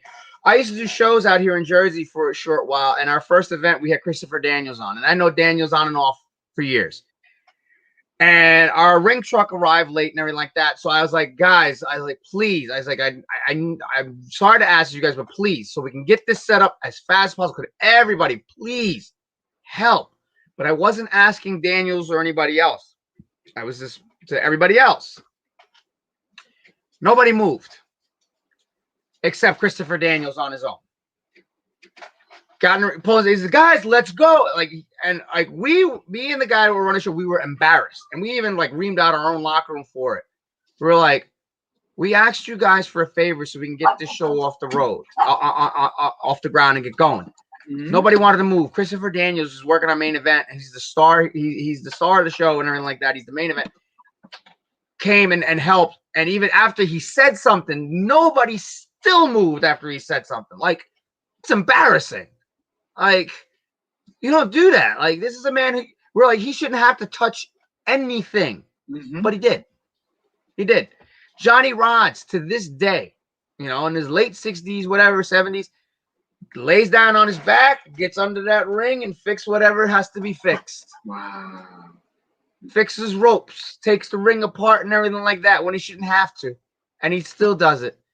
I mean, I saw a lot of situations like that with guys, again, and it's a shame. And then one of my later conversations was like Shane Douglas. I was on a show with later in years, and we had a couple crossings, but the very last time I saw him, he was like, what's the shame of it now, Dragon? He goes, the shame of it is, he goes, these young guys now have like no appreciation of what sits in the locker room with them. He goes, I barely hear now, hey, can you watch my match? Or people willing to sit under the learning tree and everything like that. He goes, he barely hears that. And that's a shame. I was like, when you have a veteran in your locker, I remember coming, sir, can you watch my match? Sir, can you give me a report? Did you see anything or whatever? You're like that's free learning.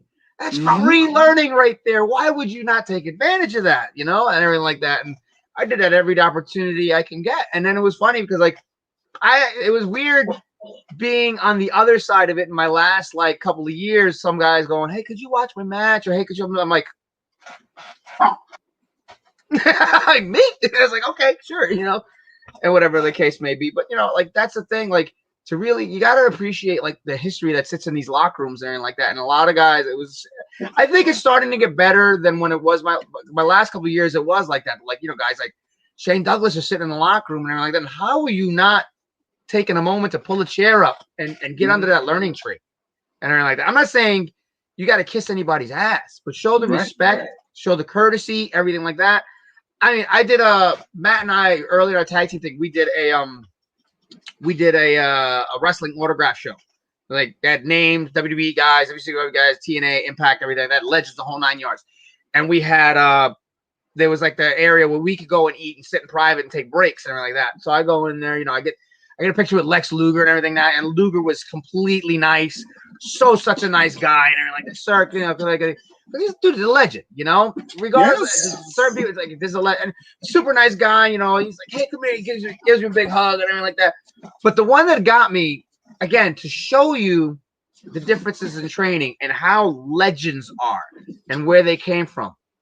The star of the entire weekend walks in, Bret the Hitman Hart. Bret Hart walks in, and he's in the thing, and he goes to everybody. Mind you, my partner and I are nobodies. We're nobodies. Hi, how are you? Bret Hart, pleasure to meet you. And we're just like, I know, but thank you. It's like in my, we know who you are. Trust me, we know who you are. But it's just again, he didn't have to give us the time of day because I had the same experience with on the opposite end of it, a big name star, legend on that thing, and everything like that blew me off like I was a piece of shit. And I wasn't even. But this is the thing. I went up to him asking for just a quick picture together, not even for me, for my son, my oldest son at that time, who was 6, 7 years old, because he was a big fan of his. And I was like, sir, look, and I said, sir, I'm a worker. I don't mean to bother you. I just wonder if I get a picture of us together so I could just send it to my kid so he can see you because you're one of his favorites. Get the fuck out of here, kid. I ain't got time for you unless you got money and willing to pay. I was like, oh, all right. And then here it is 15 minutes later. Bret Hart goes, hey, how are you, Bret Hart? Nice to meet you. Wow. Who's on the same level as legendary as this person. So. Yeah. And just because you work the biz doesn't mean you have that deep affinity or respect for it, right? We in MMA we had, and it's funny because he's competing in Bellator, but Rumble Johnson was a great athlete, but did he love? Could he tell you, who 3 of the people on UFC 1 is? No, he was there to make money. That's it. Still. I have UFC 1 on VHS still. That's how far I date back. Fuck yeah, that's so dope. Because I wanted to touch on the martial arts training, and then wrestling, and a lot of it, it led into your actual professional wrestling style. So, what do you think about current day MMA? Because the first UFCs were essentially an infomercial of Yeah. Gracie Jiu-Jitsu when they were doing the Gracie challenges in garages, like everywhere, right? And then now it's more athletic. It's, athletes, right? So Yeah. as somebody who's a traditional martial artist and an instructor, what do you make of the whole thing and where it's grown in the last 30 years? It had to go that way because I mean, for those that were privy to see the first one, like, whoa, it was like, whoa. I mean, like that was that was blood sport in real life. That was it. I mean, there was no rules, there was no nothing. I mean, there was different arts, but I mean, there was guys. I mean, I remember there was the one footage the guy had the guy in a crucifix and he's already got knocked out. Yes. And he's still elbowing him. The guy's Uh-huh. like, he was out. You had the sumo wrestler that got knocked out, and he's still getting. I mean, the tooth. Yeah, I mean, there was so much, and then it devolved in a sense where now it just became everybody was a pit fighter, which was basically your basic ballroom brawler, biker guys. Anybody, if you could fight, you were in it. And that's when they were like, all right, we're losing the audience now because now this is just human cockfighting. There's no art to this. You could tell with Ultimate Fighting when it first came out, what it is now is the vision that they had then. And I think they wanted to have the idea of different martial arts, but it couldn't necessarily go that way without being blood sport in a sense. Because one of my instructors, Paul Vizio, and anybody that knows the kickboxing world knows Paul Vizio's retired 16-time champion. As champion, retired as he still holds all 16 titles, lost one fight in his pro career because he fought with a broken jaw, refused to give up the fight, and then came back and won it. But he's one of my first instructors under Miyazaki Sensei. And he legitimate, like, everybody's figured out Frank Dukes is what it is. I'm not gonna go any further than that. But there's documented photo proof, even in magazines, of Paul Vizio was the real thing. And even what he did that was brutal. So it had to become legitimized. They had to put rules on it. They had to make it more of an actual sport because again, it started to devolve into this crazy ballroom brawl where people were like, all right, this is much, to the point where cable companies didn't even want to carry it anymore. Right? They're like, this is just too much. So that Dana White got smart about it, came in and was like, all right, let's put some rules on this. Let's class it up a little bit and get some guys and everything like that. And then, it started with, like you had the mix. You had some guys that were strikers. You had some guys that were grapplers. And the fights could go either way depending on where the fights remained. If they remained standing, the striker won. If they went to the ground guy was going to get it. So but it got to the point now where people that were getting into it were realizing, okay, if I want to get into this sport, and even Dana White said it, I got to be well-rounded. I got to be able to do work the ground. I got to be able to strike, and I got to be able to do kick and punch and everything like that. And if I'm looking to last, and that's the thing to the point now where it had to evolve into it's basically its own art now. And that's funny because it even changed the demographic of certain martial arts schools, Taekwondo or Kung Fu, whatever. All of a sudden, everybody swiped off their initial art. Now, everybody's an MMA school. I'm an MMA school. Oh, now you're an MMA school. Do you have a background in jiu-jitsu and this and that? Or, oh, no, it just says MMA in the front. You're still, okay. But it really changed. It changed the world of martial arts and everything like that. Because again, I saw a lot of Tiger Showman's. For those that date back, Tiger Showman's used to be Tiger Showman's karate. Now it's Tiger Showman's MMA, and they have legitimate fighters. And everything. Don't get me wrong. Tiger Showman's got incredible fighters. They have an amazing facility not too far from me, and they specialize in that stuff. But again, I think UFC had to go that way. Absolutely had to survive. It had to change from what it started as, what it devolved into, but then the big comeback. And I love it. I mean, I think I haven't gotten a chance to really watch, but I think it's great because it started to because there was a while there where nobody even in the early UFC after Dana had it, nobody really wanted to watch because they still felt it was too volatile. It Right. was like, this is just a cockfight. But now there is a sense of it's a sport now. It's starting to be on that level of boxing and everything. I mean, it's not. The buy rates on it are higher than anything else. It's higher than boxing. It's higher than wrestling. And boxing, it was big in the 80s. Boxing was the biggest pay-per-view draw in the 80s Yep. because we had all these, we had Sugar Ray Leonard and Mike Tyson and Oscar de la Hoya and all this, and I'm really aging myself by saying all these names. No, those are what I watched.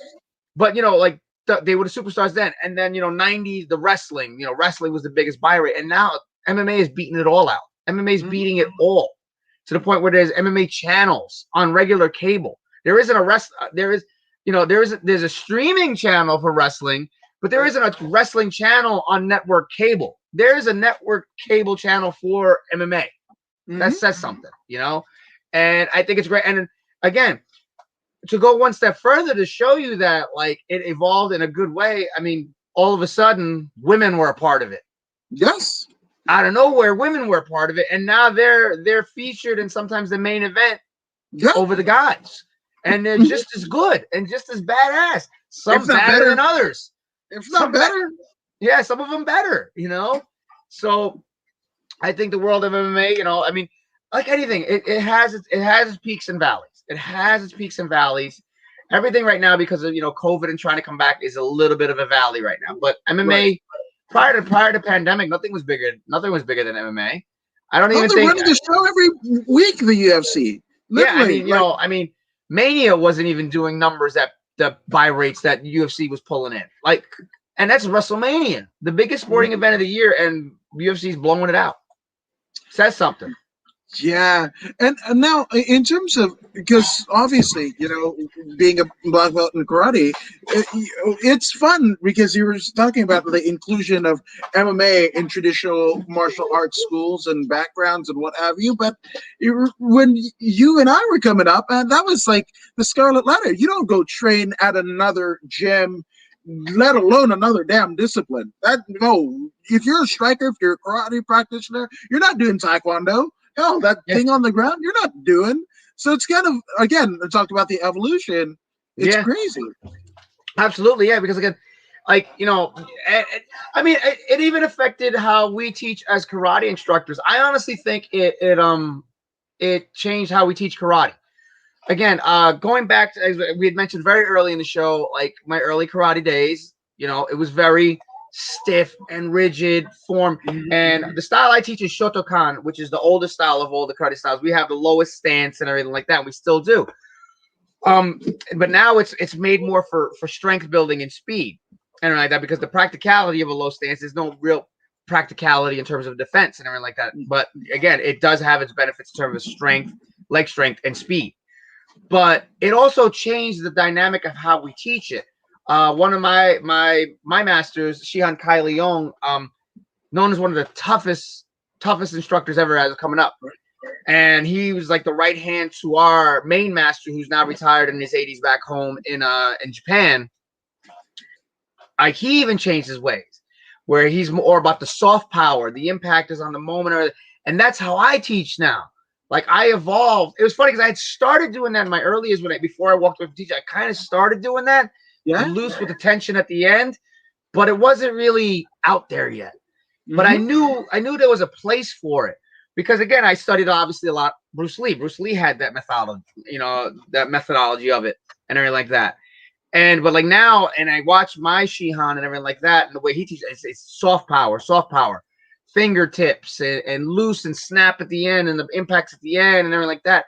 I mean, it definitely helped evolve us. I mean, look at Machida. Machida's a black belt in the same style I am. And it's obviously shown karate has its place and benefits there, but again, he had to evolve it.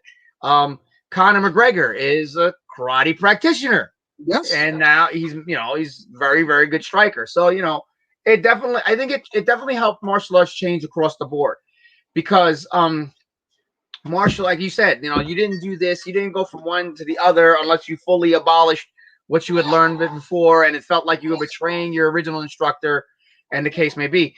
But it really opened the eyes to everyone that, like, okay, we're not, no matter what art it is, we're not invincible.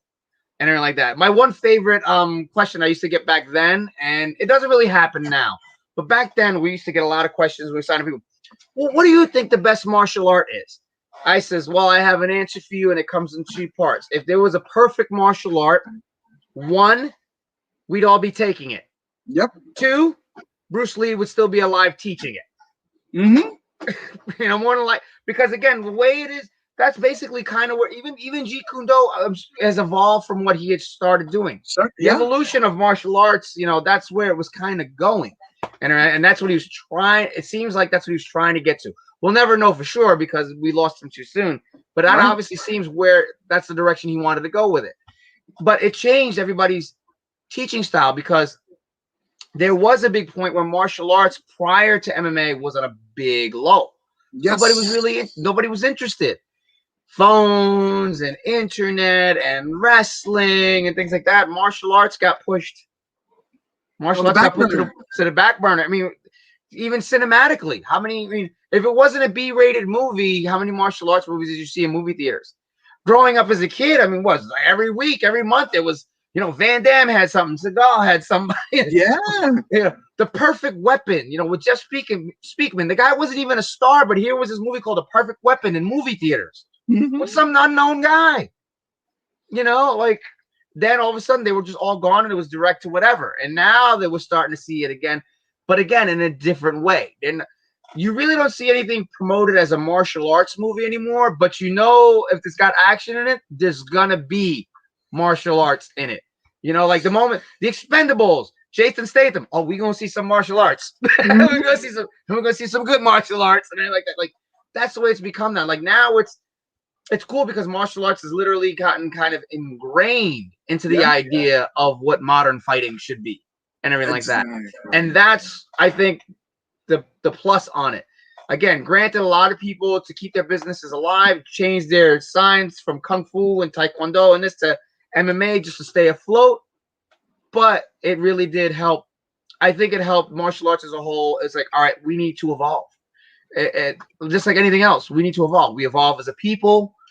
Art evolves. Music evolves. Why can't martial arts evolve? Martial arts has to evolve. Martial arts was created centuries ago. And even before we were born, it did go through its stints of evolution. Shotokan karate, created by Gichin Funakoshi, which is the master of my style, is a melding of what his two instructors taught him. So that, again, that's still an evolution of martial arts in a simpler form, but it's an evolution. It has to evolve. And just like anything else, you know, wrestling has changed. It has to evolve to stay with the times. You know, do you guys like you and I and people love the old school? I will watch a VHS tape with old school stuff all day long. But it's not to say I don't enjoy what's on now. And I love the guys that know how to do it, have married modern with old beautifully. Johnny Gargano, I'm a huge fan of. Because other than the comedy, he's that meld. He's done that beautiful meld of the old school. Jay Lethal, I consider Jay one of the forefathers of doing it. Homicide was doing it before it was big and everything like that, you know? Like all those guys, like they really created it. Mark and Jay Briscoe, guys, like they really created what it is now and everything like that. And they have to be looked at it as the forefathers of changing it and everything like that, you know? Like, and again, that's how it survives. That's how it survives. I 100% agree. You're speaking almost like you're in my head right now. You're in my head. Don McGuire of the Fighter's Voice, he wants to know on the martial arts aspects, what pride, passion, and perseverance mean to you on your walk in life now? It's funny because again, different ages and everything like that. It's like working with kids now. I'll use the kids as a thing. Working with kids now is definitely different than working with the kids I had back then, because I'm still friends with some of them and they're all grown up now. And in hearing the stories of what they became and hearing them thank me for how I influenced her, like one I had as a student is a 5-year-old little girl. Now she's in her mid-20s and she just got her she's a doctor now. And it's just like, but she took her love of martial arts her entire life after me, and she kept martial arts, and she used that same push and that same, dedication in schooling. I mean, to be in your 20s and a doctor already, that's incredible. To see, I have another student, and this is a really cool one. We used to have a summer camp thing. And so I used to watch Dragon Ball Z on VHS, bootleg VHS tapes that were recorded from Japan. So it was all in Japanese. It wasn't like, this was before it became the United States. So we got bootleg. So he was about 8, 9 years old, and we were on our lunch break at our karate camp. So I had the TV VCR combination in the office. So I'm watching, and he's, senpai. I was senpai back then. I wasn't sensei yet. And he goes, senpai, what is that? And I told him it was Dragon Ball Z, and I explained to him what it was. He got so intrigued by it, right away he asked his parents, Daddy, can you get me some of this Japanese stuff that senpai watches? So they asked me about it, and I told him, I was, oh, well, here's how you go about getting it, or I could even dub some and whatever. Flash forward a couple of years. It was actually 2 weeks before the Super 8.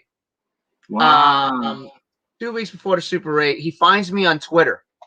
He finds me on Twitter and everything like that. He goes, hey, I wanted to reach out and say thank you for completely influencing my life and how my life went. I says, well, what do you mean? So he brings up that story. Turns out he developed such an affinity and love, other than because of karate, but because of that interaction we had. He stayed just watching Japanese culture till he got to Japan, till he got to college. He went to college to learn Japanese culture, language, everything. Like, he just majored in anything Japanese. He has now been, I think, for about 10 years now, whatever like that, an English teacher in Japan. What? But it gets even better. He's not just an English teacher in Japan. He's an African-American English teacher in Japan. Whoa. Which is huge. So he's not like a gaijin like me in Japan.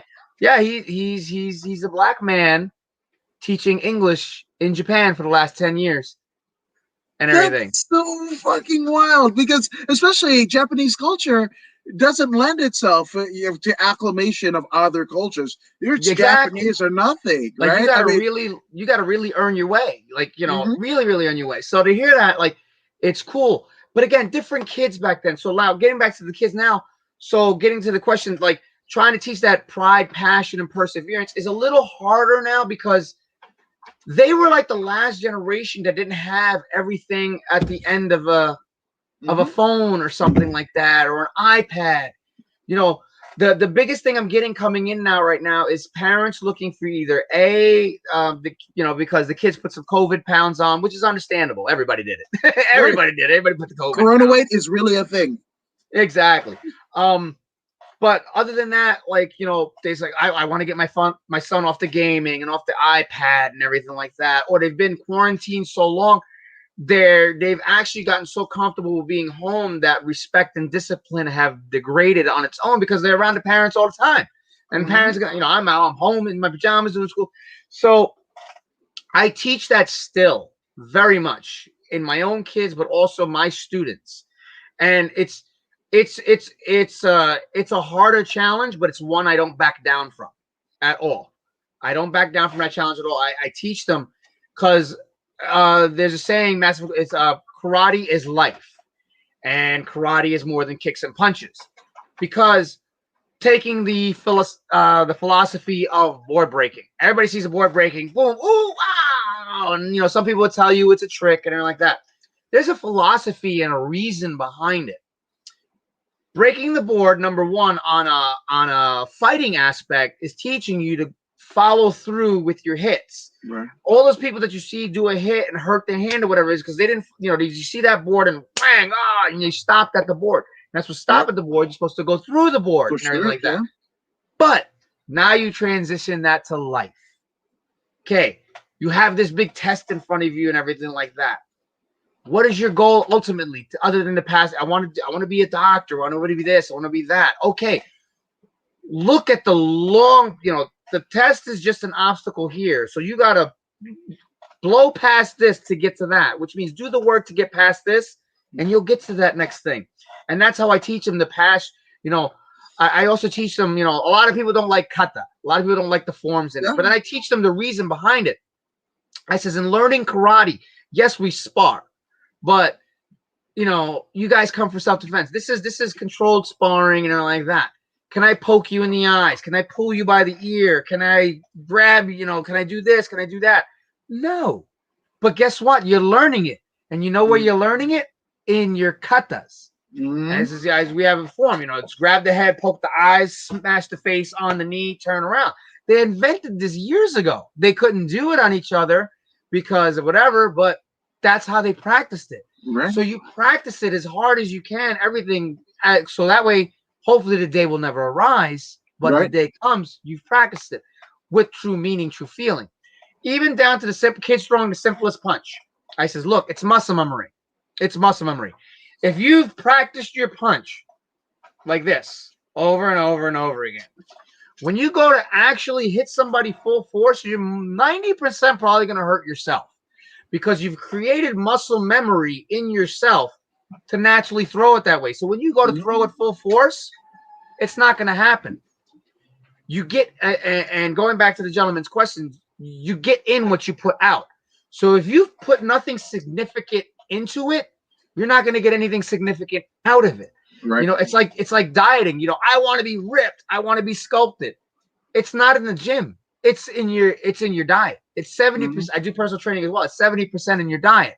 If you're eating crap all the time, all you're going to get out of it is a crap body. If you put in good, healthy things and you put the work in, you're going to get the body. So that's what I tell these kids also. I says, you know, anything you want, you got to work for.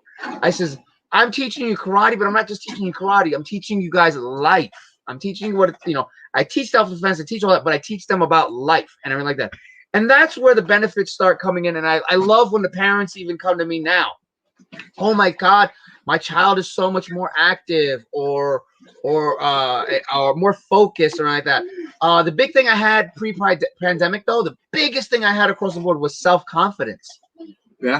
Every kid lacked self-confidence. And again, in the day and age we are in, you know, cyberbullying and all this stuff and social classification. And if you don't have the cool sneakers on or they just don't deem you're cool, you're not cool and everything like that, you know, and that's not, you know, but these kids learn to become confident and feel good about themselves, even as simple as something as getting a stripe on that belt. Yeah. Getting a stripe on that belt, they just Huge.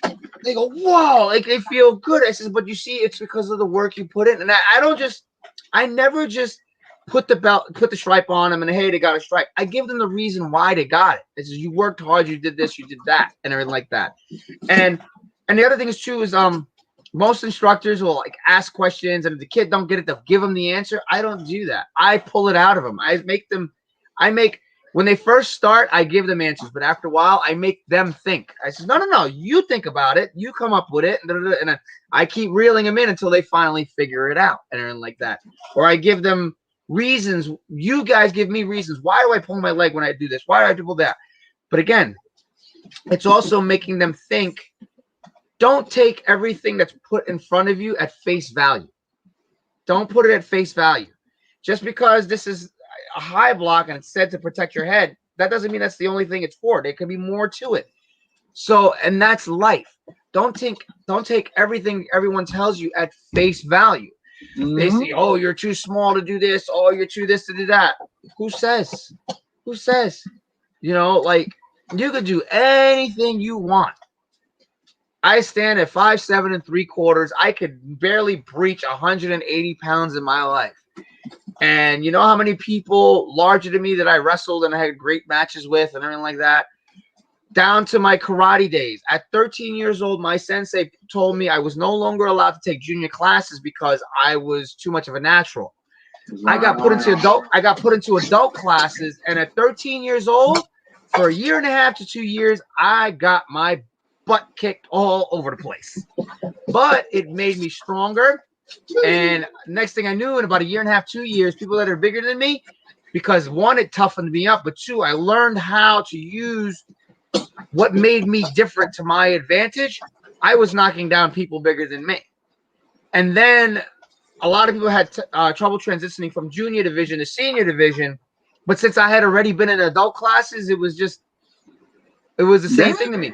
So when people transfer from junior division to senior division in tournaments, they didn't see the amount of winning that they had. I stayed consistent because I was already there doing that. Yeah. I was already assimilated into what it was like to work with adults and everything like that. And I teach the students that. And I've never been one to shy away from to tell them too. I said, look, even myself, if you've ever experienced martial arts schools, especially the McDojos, you walk in, when you walk in, you see every accolade on the wall and every first place trophy and championship. And I've done this and I've done that. I don't have all the trophies I've had anymore because of a bad breakup. Only about half of them. But I have a lot of first place trophies, a lot of gold medals. But I also have my second, third, and fourth places and my bronze medals. And I show them just as pridefully. I says because it's still an achievement. To the point where, like an instructor will be like, well, I've done this, and I'm this, and I'm this, and I'm second degree this, or fifth degree this, which is funny because I know masters that are in their 60s, 70s that are finally getting their 6th and 7th degrees. So how are you 30 at a 5th degree level? Nevertheless, I never have problems telling my students, I says, look, your sensei has a big appreciation for his black belt because, and I'll put this out publicly, I technically failed my first black belt test. What? Because our black belt test comes in 2 parts. One is the physical, and the physical, depending on the amount of people, could go 2, maybe even 3 hours. I didn't have a problem with the physical. The other part of it is you had to do a book report, which obviously I did. The other part of it was the written exam, and that's the part, even as an instructor and myself at that time, took for granted. I needed to know history. I needed to know Japanese to English dialect and vice versa and all sorts of stuff. And I actually failed my first written exam. And I had one because the funny thing is when you take other tests, you find out immediately if you pass. Black belt tests, we had to wait a week for results. You had to wait a week for results. So that was even worse because you take your test, you're like, oh man, did I pass or not? So I had to wait a week to find out that I failed my written exam. I had 1 week to get myself together and retest. Now, if I had failed the second one, I had to wait another 6 months to a year before I can test again. Let me tell you, that week that I had between finding out I failed to that other week, Damian bust his ass and studied. Yeah. Big time. And even after I took that written exam, I still had to wait another week for results. Shit. Because they make you appreciate, what I mean, like that, But again, I never shy away from telling students that story because again, you see the black belt, they go, wow. It's like you don't know the work that comes with it. Like some McDojos, it's whatever, you pay for the belt and you get a belt. Our school is very, very traditional and very old school, and I run my dojo the same way, the same values, the same core values and everything. And so I teach them history and everything like that, but I make them appreciate and really earn what they've got. And I says that goes through even with your instructor. I says I'm not perfect, I'm not, but I learn, and this is how we persevere. You learn from your failures, you learn from your shortcomings, and that's how you become better. I did the same thing with wrestling. There was that point where I was like, all right, after the depression thing that I told you from that rib that I got, I was like, all right, let's look across the board. Who are they looking at? And they're like that. What do I need to do to improve? Okay, first off, I need to get these apple pies off my belly. And I got myself back. I got myself dedicated and back in shape. And then I just started training like crazy. It's like, okay, let's work on my technical wrestling. Let's do this. Let's do that. And that's, and that's how I guess in the end, like my career changed those last couple of years. I was like I stepped up my game and I was like, instead of going through woe is me and why am I not there and being angry and saying I'm better than this guy and better than that guy in my younger years, I was like, all right, let's take it upon myself and look at myself. What can I do to fix me that's going to make people want to work with me or make them want to do something with me? And that's how it went, and everything like that. So, I use that type of perseverance and everything with my kids. I said, don't let, I had one little girl today. She just got promoted to yellow belt. She's still taking the white belt classes. And I was like, Isabella, you got to take the yellow belt classes. And she's like, she's very scared to go into the yellow belt class because now she's like, oh my God, like I don't know how to do any of this stuff. Or to the point I started teaching her a new form and she started crying because she's like, I don't know. I was like, you got to relax.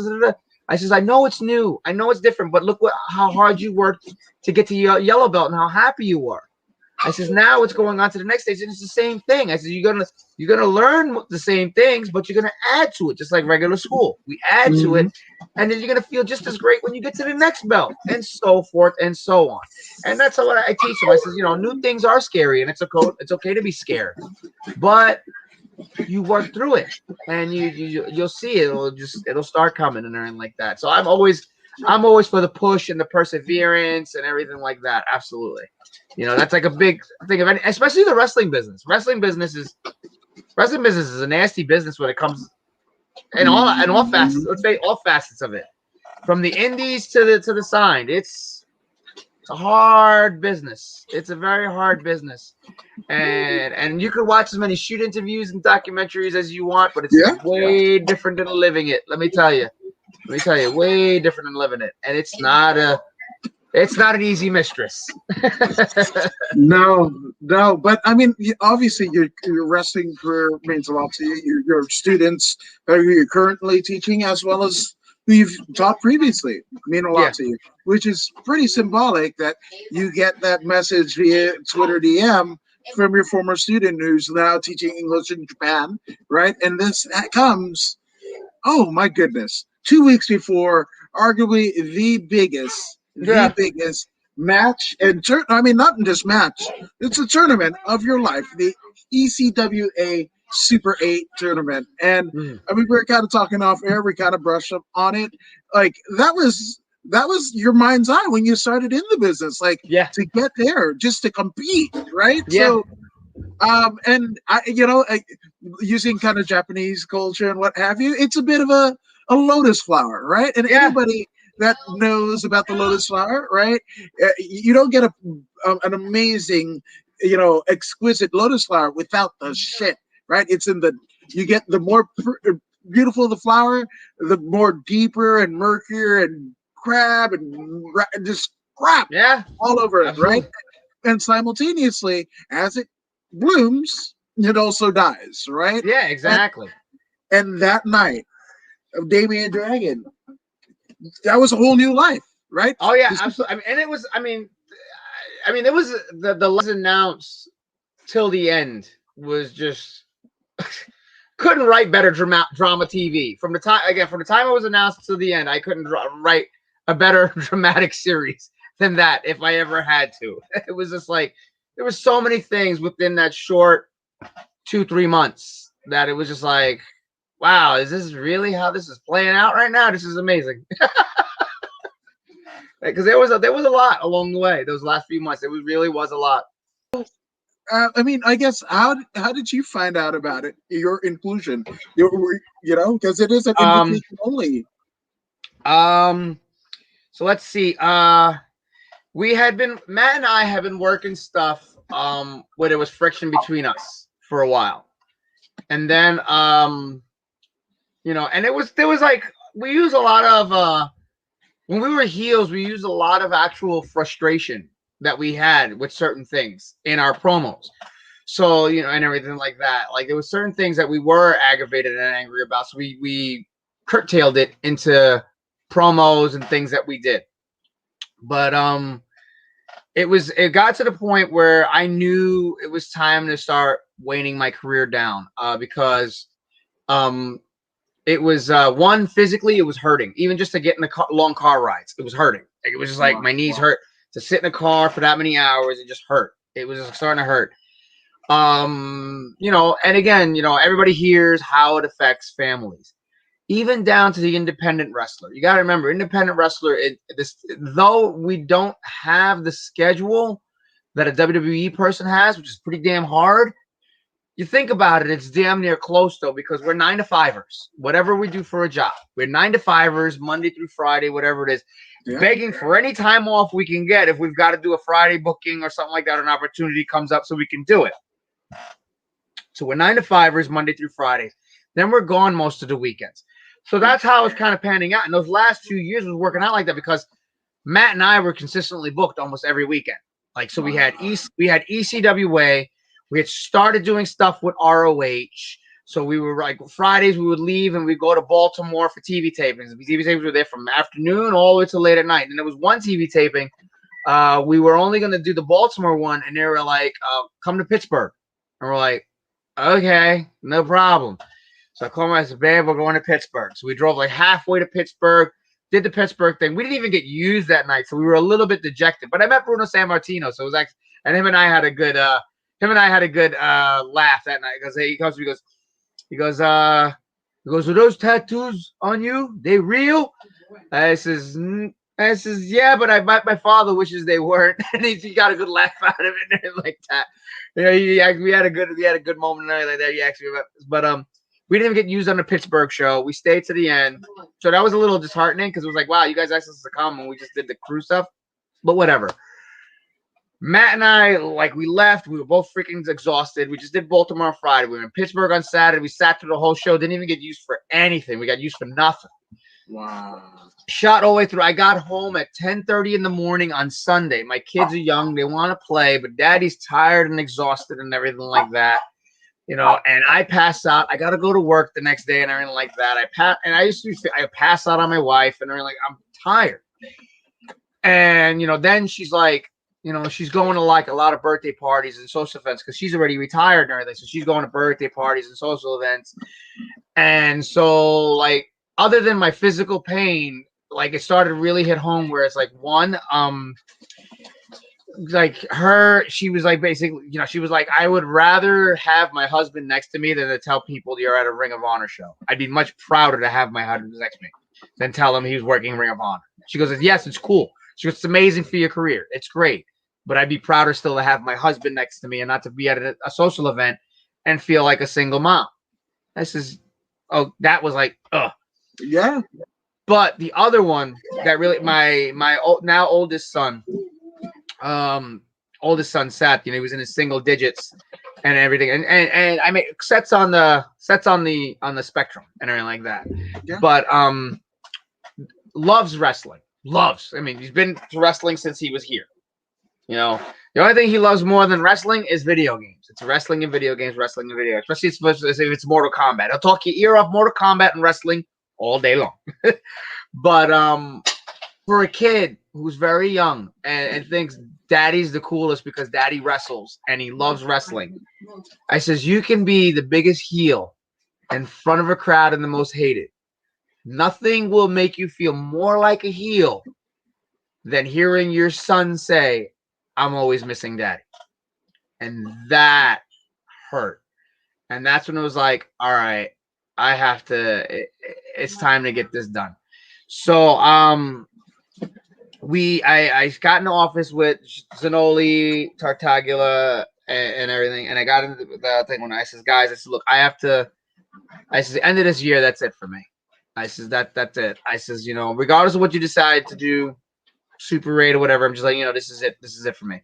I had worked 2 featured matches on the Super 8, but I hadn't exactly worked the Super 8. So I was like, all right, yeah, cool. I've been on the Super 8 card. Right. It's not the same thing. Yeah. It's not the same. It's like, all right, yeah, cool. And I had gotten to the point in my life where I was like, all right, that's probably about as close as I'm gonna get. That's it. I was starting to accept it, not because I wanted to, but just starting to accept like the way it is, you know. So then the night came. They were like, all right, we're gonna do a double thing here. We're gonna take you on a high, and then we're gonna put you on a super low in the same night. It was part of the angle, and like that. But they says, look, we're going with you're gonna be in the Super 8, and everything like that. And Matt was like, my partner was super stoked for me, and everything like that. We're going to do this thing. We're going to put you in a Super 8 now like that. We've been doing this friction angle, the 2 of you, because they wanted to do the friction to split us to feud since I was going to retire at the end of the year so we can feud. Yeah. They found a way to make it work into the Super 8 thing a little bit. So we go out to the ring. We have this match, And it was the first match because we were working Kekoa, the Flying Hawaiian, and Aiden Chambers. And it's very rare for tag team matches to steal shows. Yeah. We used to steal shows anytime we were on the card. We used to steal shows, and we would just have fun and barn burner and just go, like do stupid gaga stuff, but it worked into the match, and we would just be. So it was the first match Matt and I had in months with no friction going at each other, whatever. We were looking at the Fusion DS of old, and everybody was like, wow, they're back together, blah, blah, blah, blah, blah. We still lost the match, and so they were expecting a big kibosh from one guy to the other, and it wasn't. It was like, we lost. Hey, oh, I lost you. Yeah, that was my my pug. Oh, okay. Yeah. So no, you're good. So we're getting ready to leave the ring, and Bob Ortiz, the original ECW ring announcer, was our ring announcer. So Bob Ortiz is, wait, guys, before you go, I have an important announcement to make in terms of the first entrant into the ECWA Super 8. You know, so I'm looking at it's Matt, and Matt's like, it's not me, it's you. I'm like, it's you, man, it's you, because he's younger than me. They announced me as the first entrant to Super 8, and everybody had known, like, at that point how much it meant to me, because like my debut promo prior to going do my first ECWA match ever, Super 8 was mentioned.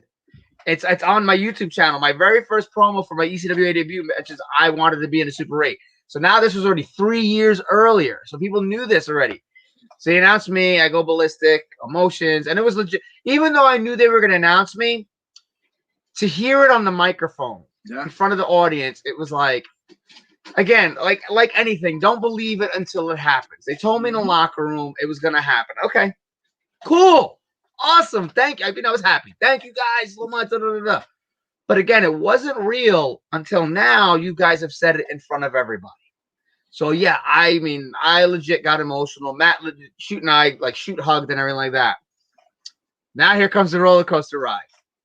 They were making this like invasion, crew, new heel faction. They were kiboshing all the baby faces. Boom, boom, boom, boom, boom, boom, boom, boom, boom. Aiden Chambers and Kekoa could go in. Now everybody knows legitimately us, regardless of babyface heels, us, Kekoa, and another guy, we're like legitimate hardcore friends, similar to like the Wolf, everybody knows. We had made no bones about it. So regardless of what side of the fence we stood on, everybody knew we were boys. So they're jumping Kekoa. So Matt and I come sliding in with chairs, heel faction bails. I make like I'm gonna go hit one of them. Matt hits me in the back with a chair. After, mind you, 3 matches earlier, we were just hugging and celebrating in front of everybody that I got the Super 8 spot. And mind you, also, we had no inklings of dissension or nothing that night. We were on the same page, everything. Wham! Goes down. Just lays waste to me with the chair. Everything. Even does the straight down shoot once right across the spine. Everything. So we build it up. We have the first match, goes into DQ because it's very emotional.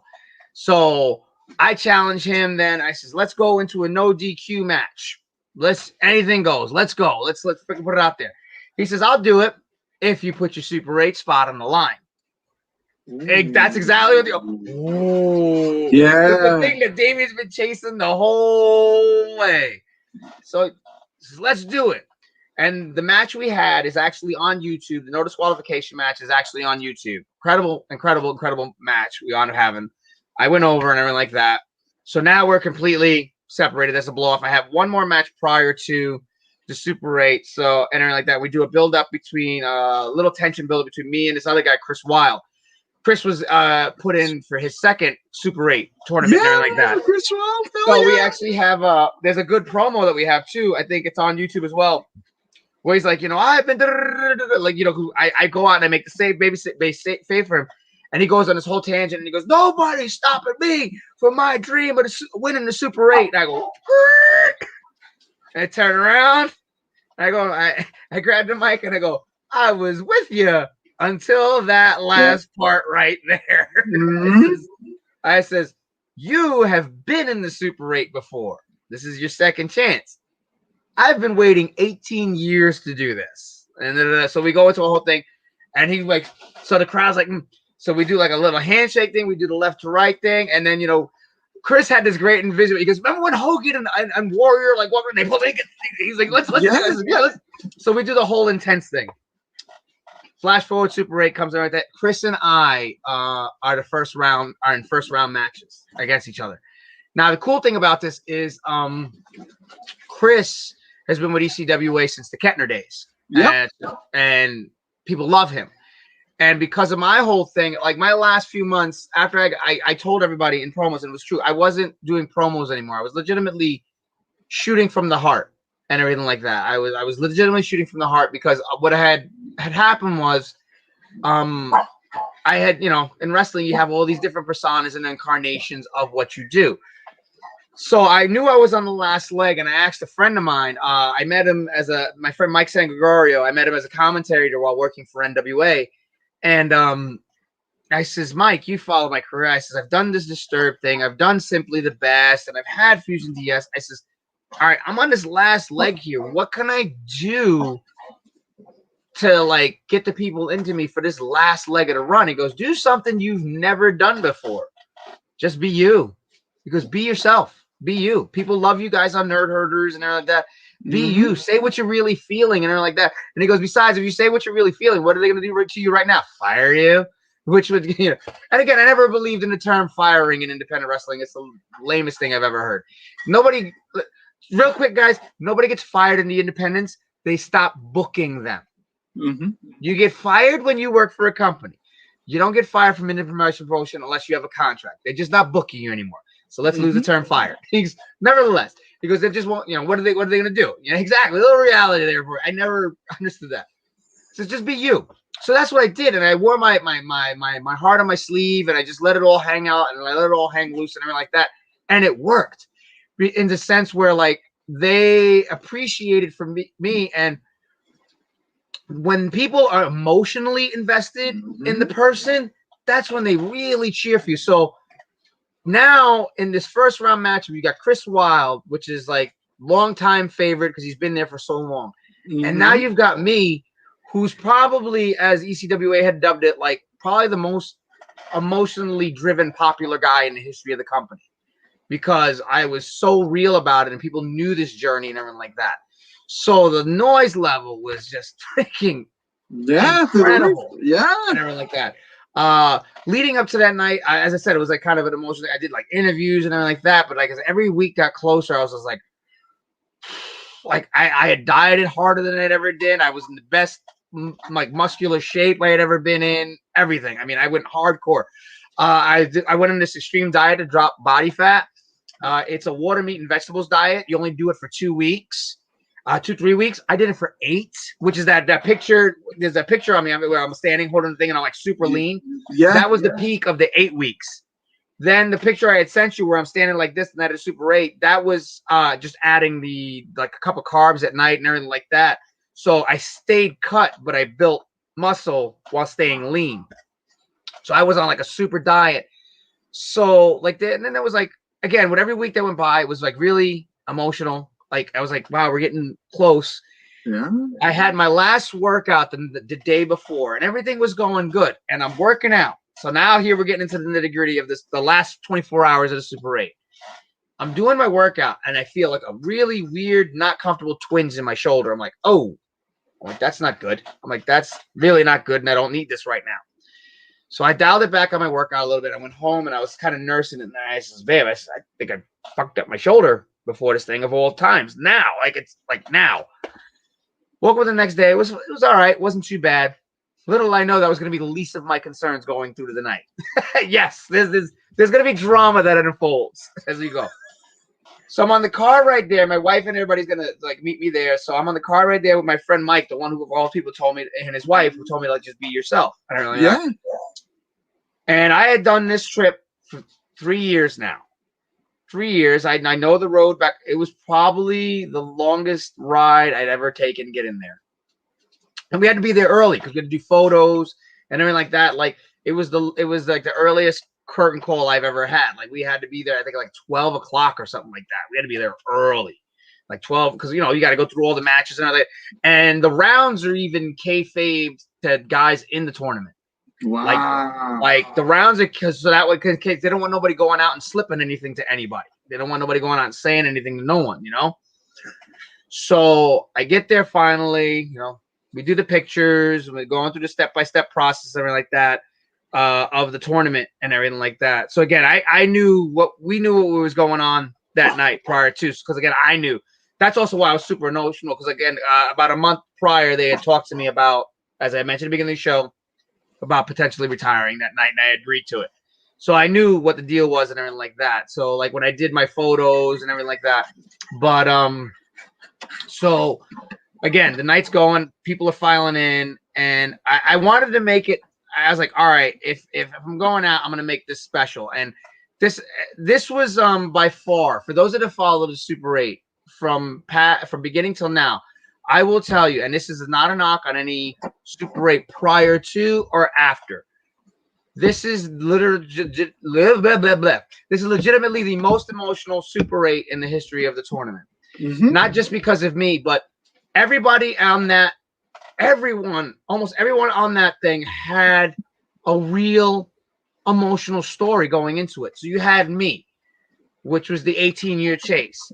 You had Chris Wilde, who was getting his second shot on it, and he was knocked out of the first round the first time that he did it. So this was his second time.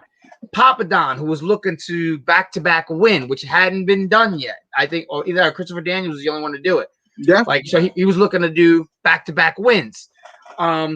Mike Mondo, who was from the Spirit Squad, who had been tearing it up in ROH, came back Super Jack, was looking to prove his thing. You had the new rookie in VSK. You had Rhett Titus, who people took he took a lot of heat going into, because people thought he wasn't taking it seriously because the way he was doing promos and everything like that. So he was like, no, I'm taking this shit seriously. This is Super 8. I do mean this.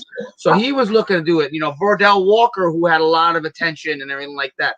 And Antonio, who was originally from, you know, WWE and in the Heartthrobs gimmick, looking to show, hey, I can wrestle. I'm more than this comedy gimmick that they have me do. I can wrestle. So everybody had something.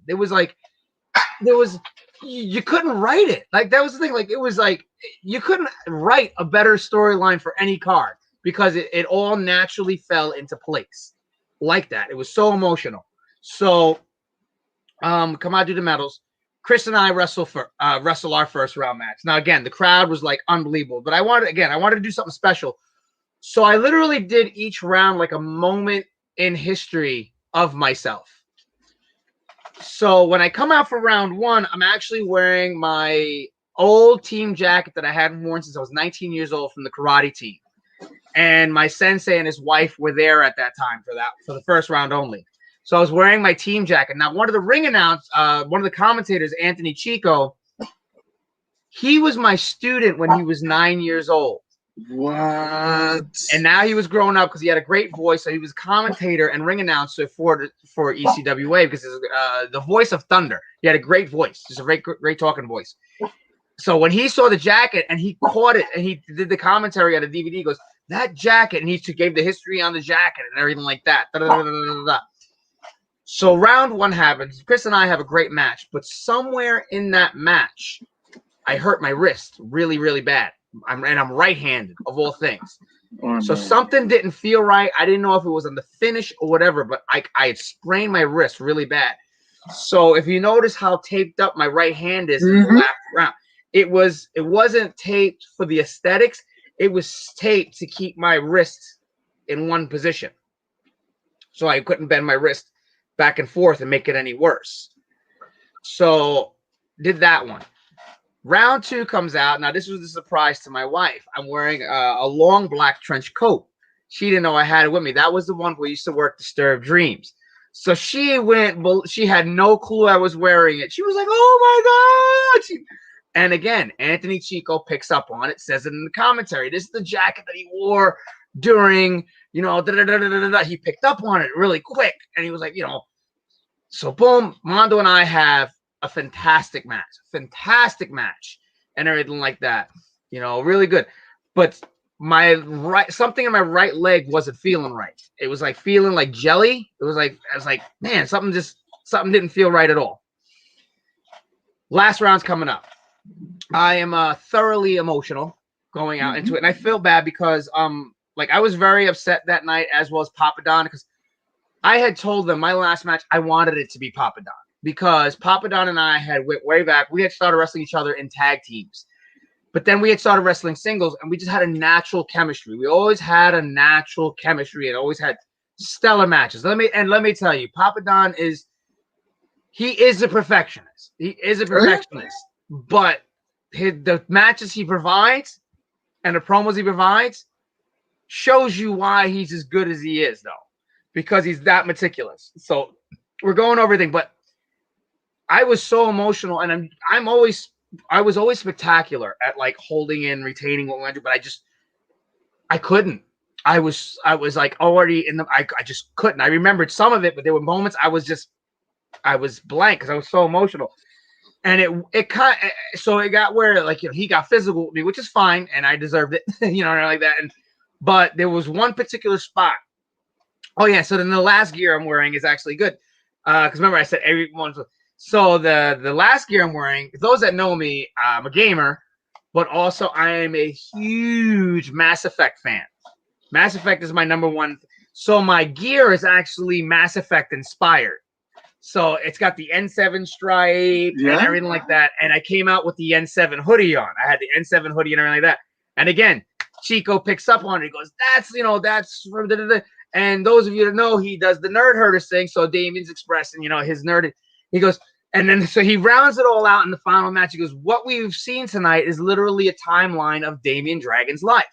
From his karate to his wrestling to who he is now, being the real person that he is. He goes, that's Damian Dragon, aka Damian Vargas, the real person. He's showing you the real person he is, despite being in this. So it was like this whole. I told a story within everything I wore that night.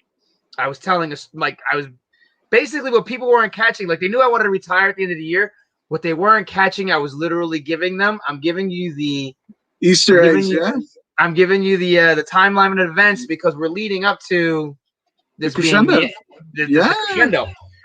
So Papa and I are having this match. So at the moment when the match was done, neither one of us were happy about it. I mean, he was still happy for me and everything like that, but I was very let down, and because I was like, dude, I don't want to do that to you. I felt like, but when we watched it back later, we were like, you know what? It worked into the night.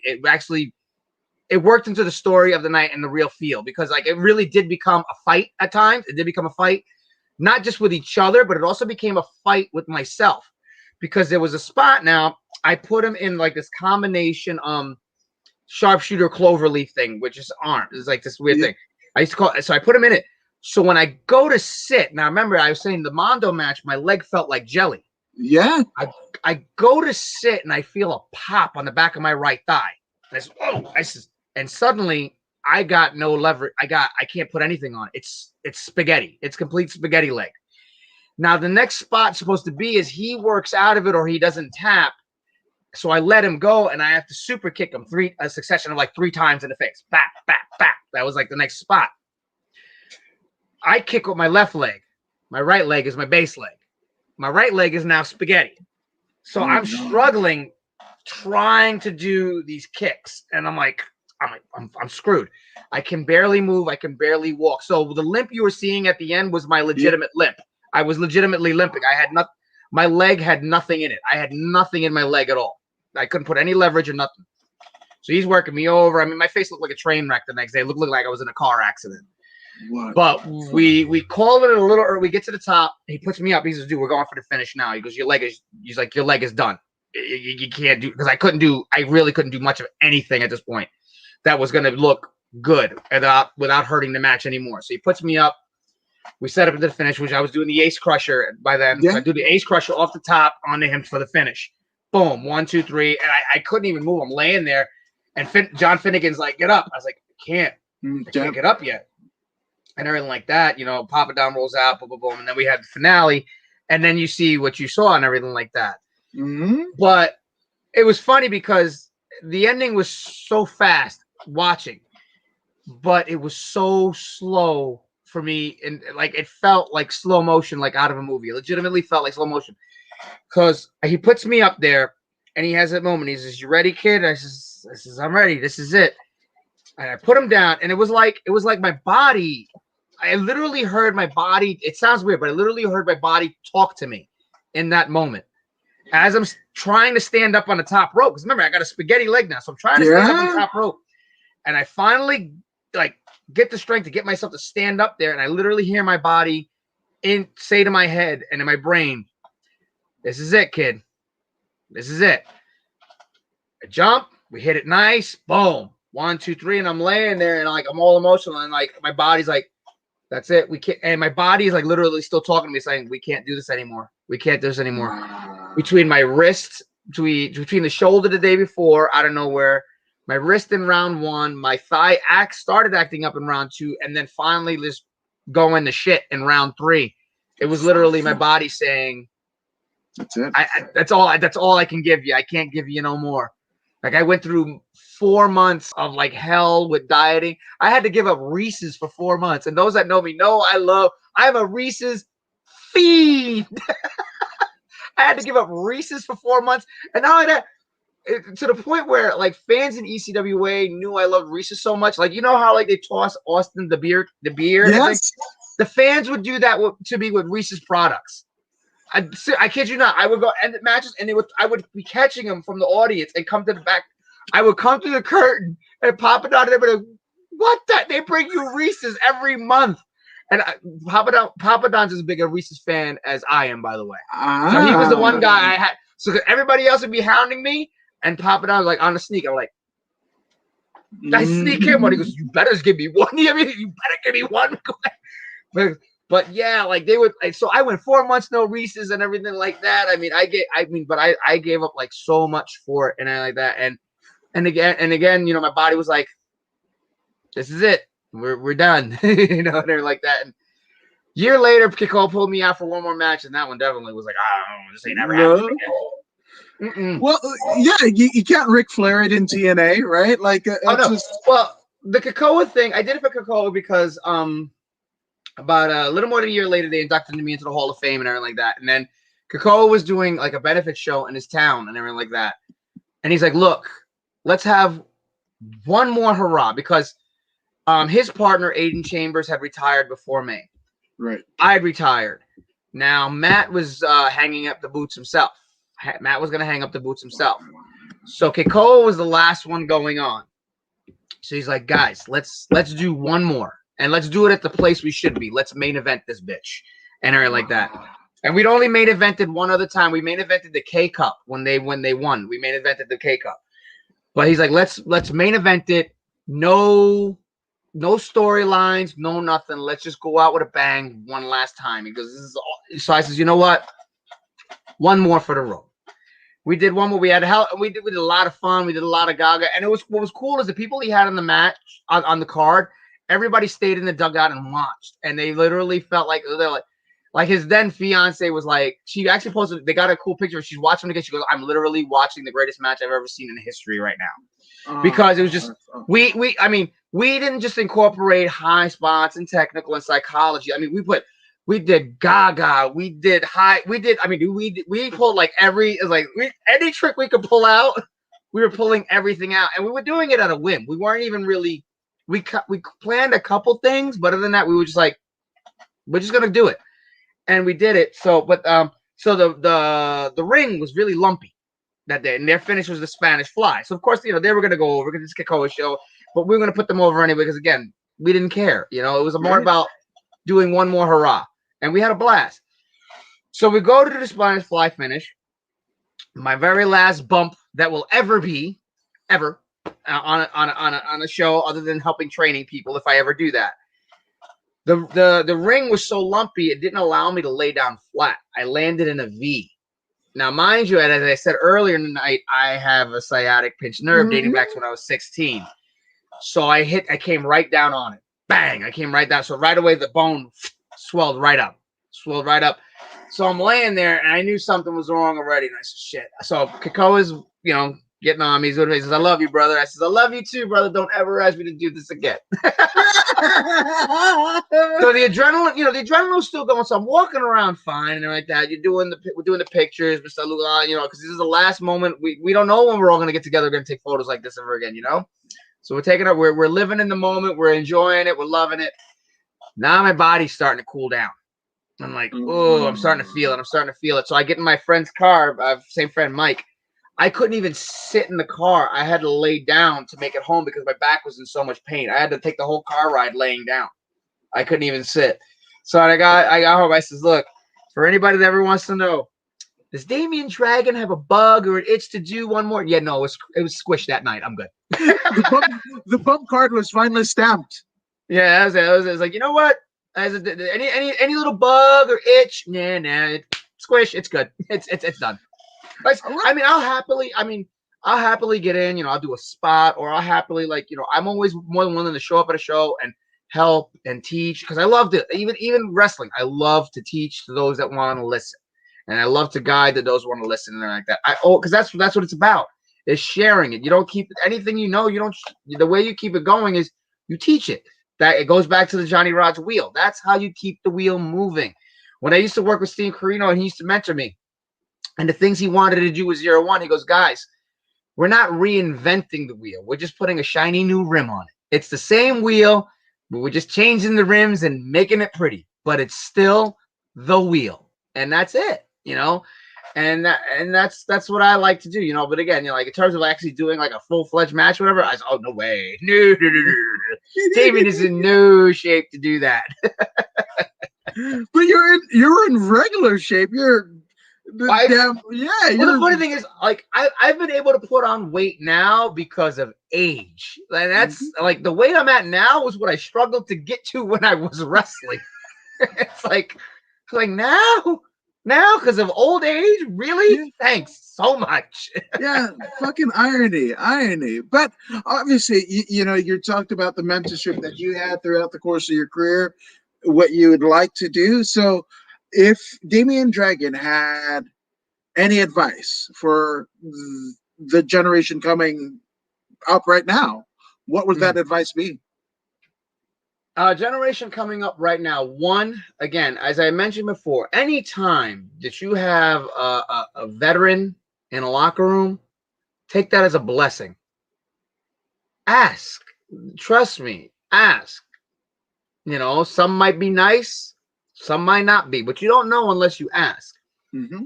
Ask, hey, can you watch my match? Can you give me any pointers to this, whatever like that? Even if they just sit down and tell a story, sit down and listen to the story because, again, you may learn from it. And I used to listen to everybody, even if I knew they were full of crap. Mm-hmm. I still listened to it just because it was like, okay, I know what's right versus what's wrong. I know what's BS versus what's not. And I learned a lot just from I got to work. I worked a couple of shows with Al Snow, but I actually got to work one match with him. And let me tell you something. I can't find the tape of the 6-man tag we did because it was me and 2 other kids working, Al Snow, Guido, and a friend of mine. And I know Guido for years, and this was like the first time I got to work Al Snow, but not the first time I had met him. But I wish instead of recording the match, I recorded the session in the locker room with Al Snow. Because of the stories he had to tell were just great. I mean, we were laughing and dying the whole night. But then calling the match was even more hilarious. Was listening to him carpenter this match and everything like that. It was amazing. So one, again, anytime you have a veteran in the locker room, take it as a golden ticket. Learn, listen, watch. Ask them to watch you. Ask them for pointers. If 9 times out of 10, most of the time they'll say yes because they appreciate that respect. Mm-hmm. 2, respect and courtesy. Always respect and courtesy. If Bret Hart can come to me, who's an absolute nobody, and handshake my hand, if I can have all these scenarios that are similar to that and are like that, there's no reason why us coming up, you can't go to everybody in the locker room. Respect and etiquette goes a long way. I'm trying to remember.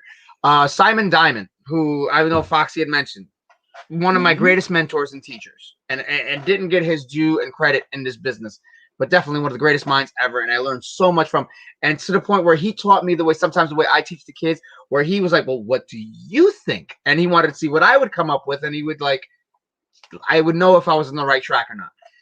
Nevertheless, what he said, he goes, you always go to the locker room and you shake everyone's hand, even down to the person that you don't think is much of anything, because for all you know, that could be the next Vince McMahon sitting over there. Mm-hmm. And then one day you're going to want a job, and he's going to remember you for being the jerk you were years ago, and he's not going to give you a job. Mm-hmm. So again, be nice to everybody. Be nice to everybody. You don't have to like everybody, but be nice, be cordial. There were guys, legends that we used to watch on TV that didn't like each other from a hole in the wall, but they were able to do business with each other and made for tremendous things, you know. And, you know, look up your history. Trust me, I'm not going to put any names out there, but look up your history. It's all well documented. There's guys that hated each other, but were able to do fantastic business together. So again, if you can do something in the ring, you can get along with everybody in the back as well. Learn, you know, really learn the craft. You know, really learn the craft. Work on that psychology and everything. Like I was like, learn when something is the right time to do something, and you don't have to do everything. You know, save it up. Save it up. You know, that's what keeps you special, and that's what also keeps it exciting for you. You know, your matches don't always have to be the same and do the same things. And, you know, you got to remember, you don't get you over. The other person gets you over. You can throw the most fantastic drop kick out of anybody, but if the other guy doesn't sell it according to how beautiful it was, at the end of the day, it looks like shit. You know, so you got to remember, it's not you that makes you look good. It's the other guy that makes you look good. Okay. Perfect example. AJ Styles with his match with what's his face? Oh, geez, he was with Carmella for a little bit. James Ellsworth. James Ellsworth. Look what AJ did with Ellsworth. At AJ's level, did he have to do that? You know, look at Dean Ambrose, and they put him in the thing. Dean Ambrose, he's I'm not working with Dean Ambrose. Like put him over, made him look like this whole thing. You know, and AJ, you know, put him over and everything like that. You know, again, so you know, try not to carry an ego. You know, be confident, but don't have an ego. But again, just always listen. And you don't know everything. Even to the tail end, I learned things even in the last few months. I learned till it was a time to go. And I still kind of pick up a couple of things, you know, because that's the thing. Once even if you're out of it, your brain does it still goes and everything like that. But just honestly, respect and discipline, number one. That's the main thing. Respect and courtesy and discipline. That's like a big lost thing. Make sure you have that respect, courtesy, and discipline, but also to be willing to learn. Always be willing to learn. Learn from everyone. Learn everything. Learn how to work. And tell a story. It's not, you know, they're just moves. It's kind of like going to see an action-packed movie. Without a good story behind it, that action that's all it is. It's action. There wasn't a good story behind it. You know, Godzilla versus King Kong. By now, everybody's seen it. Everybody tuned in to see the monsters fight. Right? Yes. The story had its holes. Yeah. The story was meh. So all you're gonna ever watch it for now is the fights. Yeah. But you go back to the one previous, the King of the Monsters, top to bottom. That one was amazing. Good story, good character development. It was emotional. You cried when the Japanese professor died and everything like that. Like it got you all the way to the end. And like that, even you know, and I'm not a big fan of the lead girl in it, but just that part where she turns around and she smiles because you're like you felt it because the story was there and you were in that moment. Like Godzilla Kong, all you're gonna remember is the fights. It's like all right, and the story's meh. The same thing holds true for your wrestling. You want them to remember the whole match, and that's in the storytelling. You don't want them to remember the spots. You want to, you know. Shawn Michaels versus Ric Flair retirement match. How many people can picture that ending and feel that emotion? I'm sorry, I love you, and when, yes, you know, like that's what got you. Like Shawn Michaels had great matches in his younger days, but when he came back, he had not great matches, but memorable matches. Kurt Angle and him at WrestleMania. Oh my God, what a match. Him and Chris Jericho. Him and Shelton Benjamin. That's what I was thinking of. Yes. Like all these things. And it just, again, he even said it. Like he was about the excitement when he was younger and those matches were exciting. But when he got older, he learned to appreciate to slow it down and tell a story. And that's where the matches he had with him and John Cena. Oh my God. Yes. Like the matches him and Triple H had. I mean, the two Undertaker matches for Mania. I mean, like, it's the story. It's the story that you build. Don't rely on what you do. Rely on why you do it. And also, the last and final thing I will say is remember the one thing. Remember, one, it's a job. A promoter has hired you to do a job. You've applied for a job at a Macy's, at a Bloomingdale's, at Tesla, wherever. You've applied for this job. They've given you this job. You've been hired to do a job. You're getting paid to do a job. It's the same thing with wrestling. Yes, it's different because we love what we do and it's getting to hang out with everybody like that. But at the end of the day, you've been hired to do a job. And that job is not to just get yourself over and look like a star. Your job is to entertain those people and, most of all, get across whatever is the booker and promoter are asking you to get across. If they're asking you to get this guy over, get him over, help get him over. If they're asking you to get a certain angle over, get the angle over. If they're just asking you, hey, go out there and have a great match, at the end of the day, all of it, entertain the people, because that is your job. Yeah. Because if you're not entertaining the people, they're not coming back to put money into those tickets. And guess what? Those money into those tickets is your payday. So there's nobody buying a ticket. There's nobody giving you a payday. There is no job to be had. Exactly. They're going to invest their money into people that are going to, they're always going to invest into people that are going to help fill the house, which is a name, but if they have to cut corners and knock a couple of guys that aren't bringing something to the table to be able to pay for that name and still try to make money at the gate, guess what? They're going to go down like, hey, we don't need so-and-so. We don't need so-and-so. We don't need so-and-so.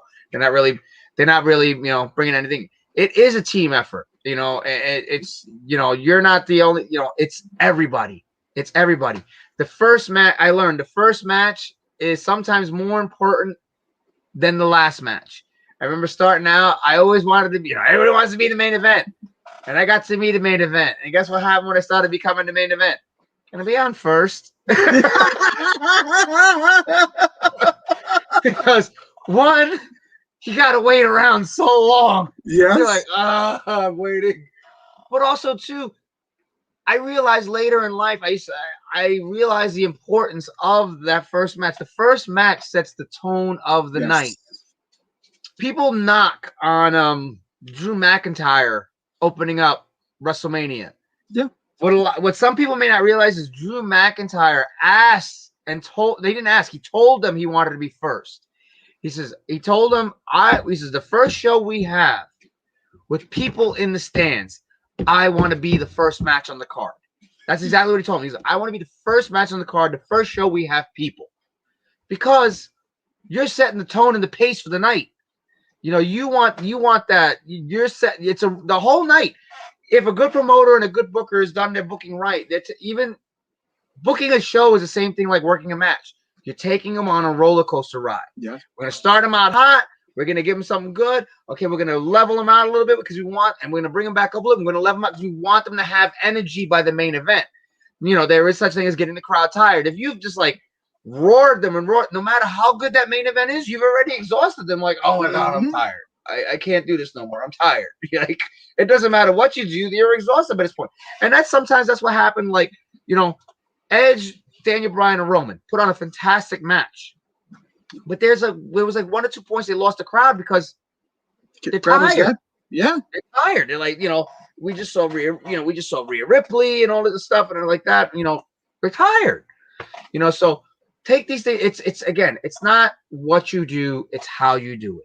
Take every moment to learn and remember your respect, discipline, and courtesy. Other than that, everything else falls into place if you do those things. Really learn your craft. Really become a student of the game. As much as people hate on Triple H, that man is a student of how the business is. Simon Diamond, again, true student. And that's what I transitioned myself in what I would call the second wind of my career. My last years, I became a true student, really dissecting. I changed from watching tapes to pick apart moves and emulate the guys I like, which is okay. That's natural. That's how you get started. You know, emulating the guys that you admire and like that, and picking a piece here and picking a piece there. You know, but then you start watching it in a different light. You start dissecting it and watching how the match worked. What made it work? What made it this? What made it? You know, where was? You know, see if you can see how much you can read and everything like that. Can you read? And if you're training, see how much you can just work on a fly, because sometimes that's got to happen too. I've had many situations over the years where I didn't think I was going to have to work on a fly, and I did. Yeah. You know, and it was like, can you do that? You know, like that's the thing. Really become a student of the game. Really be open to being a student of the game and everything like that. And trust me, like Road Warrior Anna will say, the day you feel like you've learned everything in the business is the day it's time for you to go. Yeah. Because you could always learn. You could always learn. No, I agree 100%. That's my dad said something similar. The moment that you feel like you learn anything, you might as well just like jump in the hole because it's done. Yeah, exactly. Yeah. Exactly. Now, even to this day, you know, I am still evolving as an instructor. I took a you know, almost 20-year hiatus from teaching karate for wrestling. Got back into it about next week. We'll be celebrating 3 years with the dojo open. But I'm still learning as an instructor, and I sit, and my nights sometimes will be consistent of, like, she and I really don't watch like television shows much since Game of Thrones ended. We watch a lot of YouTube and fall down music rabbit holes, whatever. But like sometimes if I'll just start watching different things that relate to what it is I'm doing and learning different things, and you know, seeing what else I can pick up and learn from and everything like that. Because that's the other beauty is, like, though we've got COVID and it is still out there, which everybody please be wise and still be careful, everybody. Exactly. But the beauty is we have all these, like, I didn't have these tools that we have now for learning. Use these to learn as well. You know, watch matches. If you're a student in the business, if you're starting out, watch matches, really learn. Don't just rely on shoot interviews and everything like that, because sometimes not every shoot interview, because remember, there's 3 sides to every story. There's one person's, another person's, and somewhere in there is the truth. The truth. Yep. Okay. So there's always that. But, you know, shoot interviews are good, but, you know, seminars, or anytime you can get a seminar or learn from somebody, and, you know, watch matches, see, you know, really expand upon what you're trying to learn from and everything like that. And don't just watch, you know, nothing against modern talent. Like, the one thing that gets me is like very, very young talent that have just been released with doing shoot interviews. And it's like, okay, yes, you were here, you were there, and you have those stories to tell. But I would much rather watch like Bobby Heenan's shoot interview. Yes. Or Kamala's shoot interview, or Paul Orndorff, or you know, Harley Race. Exactly. Give me some meat and potatoes. Even so, you know, Dean Malenko, a younger generation, Dean Malenko. I mean, hear what Dean Malenko's got to see what Regal's got to say and everything like that. You know, to watch a shoot interview with somebody that's been in the business 3-4 years. Yes, you were in New Japan and you were here, you were there, and that's great. You have stories to tell. But I'm sorry, in terms of really, really, really learning the business, even though you've had these shots, you really don't know yet either. You just had tremendous opportunity because of your athleticism and the ability. And again, not a knock on anybody that's done it. But again, there's still something to be said about time and experience. Because though you've been here, you've been there, and now you're here, you still have a lot to learn. You still have a lot to learn and everything like that. And trust me, you know, appreciate history and learn. That's all I got to say is just learn everything and be a sponge. Be a sponge. Now, obviously, Damian, you've had a lot of people, both professionally and personally, kind of contribute to where you are now, right? So, take as long as you like. Let's get some shout outs out of the way. Sure. Shout outs out of the way to people that have come through all along the way. Well, first and foremost, number one, Ricky Steamboat. Other than my childhood, as I said, my childhood hero, I have 3 stages of Ricky Steamboat. I have the hero and idol as a child. Now, the name Damian Dragon came from 3 different places. One, as I mentioned, I was born 1976, Year of the Dragon. Yes. 2, my love for martial arts, aka Bruce Lee. Mm-hmm. My little nickname in karate school, everybody always wanted to nickname was Dragon. And everything like that. That's why the first tattoo I ever got was actually a dragon and everything like that. Because of the year I was born and all that stuff in the martial arts. Then number 3, of course, was Ricky the Dragon Steamboat. Yeah. So that was my melding of all of that. Then jump forward a couple of years. Veronica Surprise, because there's always the autograph signings that became autograph cons and everything like that became a thing. Yeah. I didn't know I wasn't paying attention because again I was working, I wasn't paying attention. So she surprised me. I had, in all the years I had been wrestling at that point, I had never, ever, ever crossed paths with Ricky Steamboat. Ever. And she's like, I'm taking you somewhere today. And I said, where are we going? She's taking you somewhere. Don't worry about it. So we wound up at the autograph signing. And I was like, oh, okay. And then, you know, like, again, Balls. Hey, what's up, Balls? Hey, what's up, Candido? And I know this person. And I know that person. And I know that. So she's just like, she's walking me somewhere. I guess she knew the lay of the land already. We turned the corner. Ricky Steamboat. I was like, and I thought I wasn't prepared. She snuck my Coliseum home video, Ricky Steamboat VHS. She snuck it in her bag and everything like that. So she's like, I'll show you right now. So she's like, you didn't come on. She's like, just so you don't feel like you came unprepared and this was a surprise. She pulls it out. So I got to get this done. Nice. The original, yeah. And this is the original. Yeah, the original tape with the label still in, everything still inside it and everything. So I got that and I got to meet him. And I got to talk to Johnny Rods. Has never had anything. That's the one guy nobody really has anything bad to say about is Ricky Steamboat. He's a Ricky Steamboat. He's wise. I love him. I work him forever. I work him forever, Pop. So I told because I gave him the worker handshake. And a lot of people don't like the worker handshake. For those of you with worker handshake, we shake hands very soft, and there's a reason for that.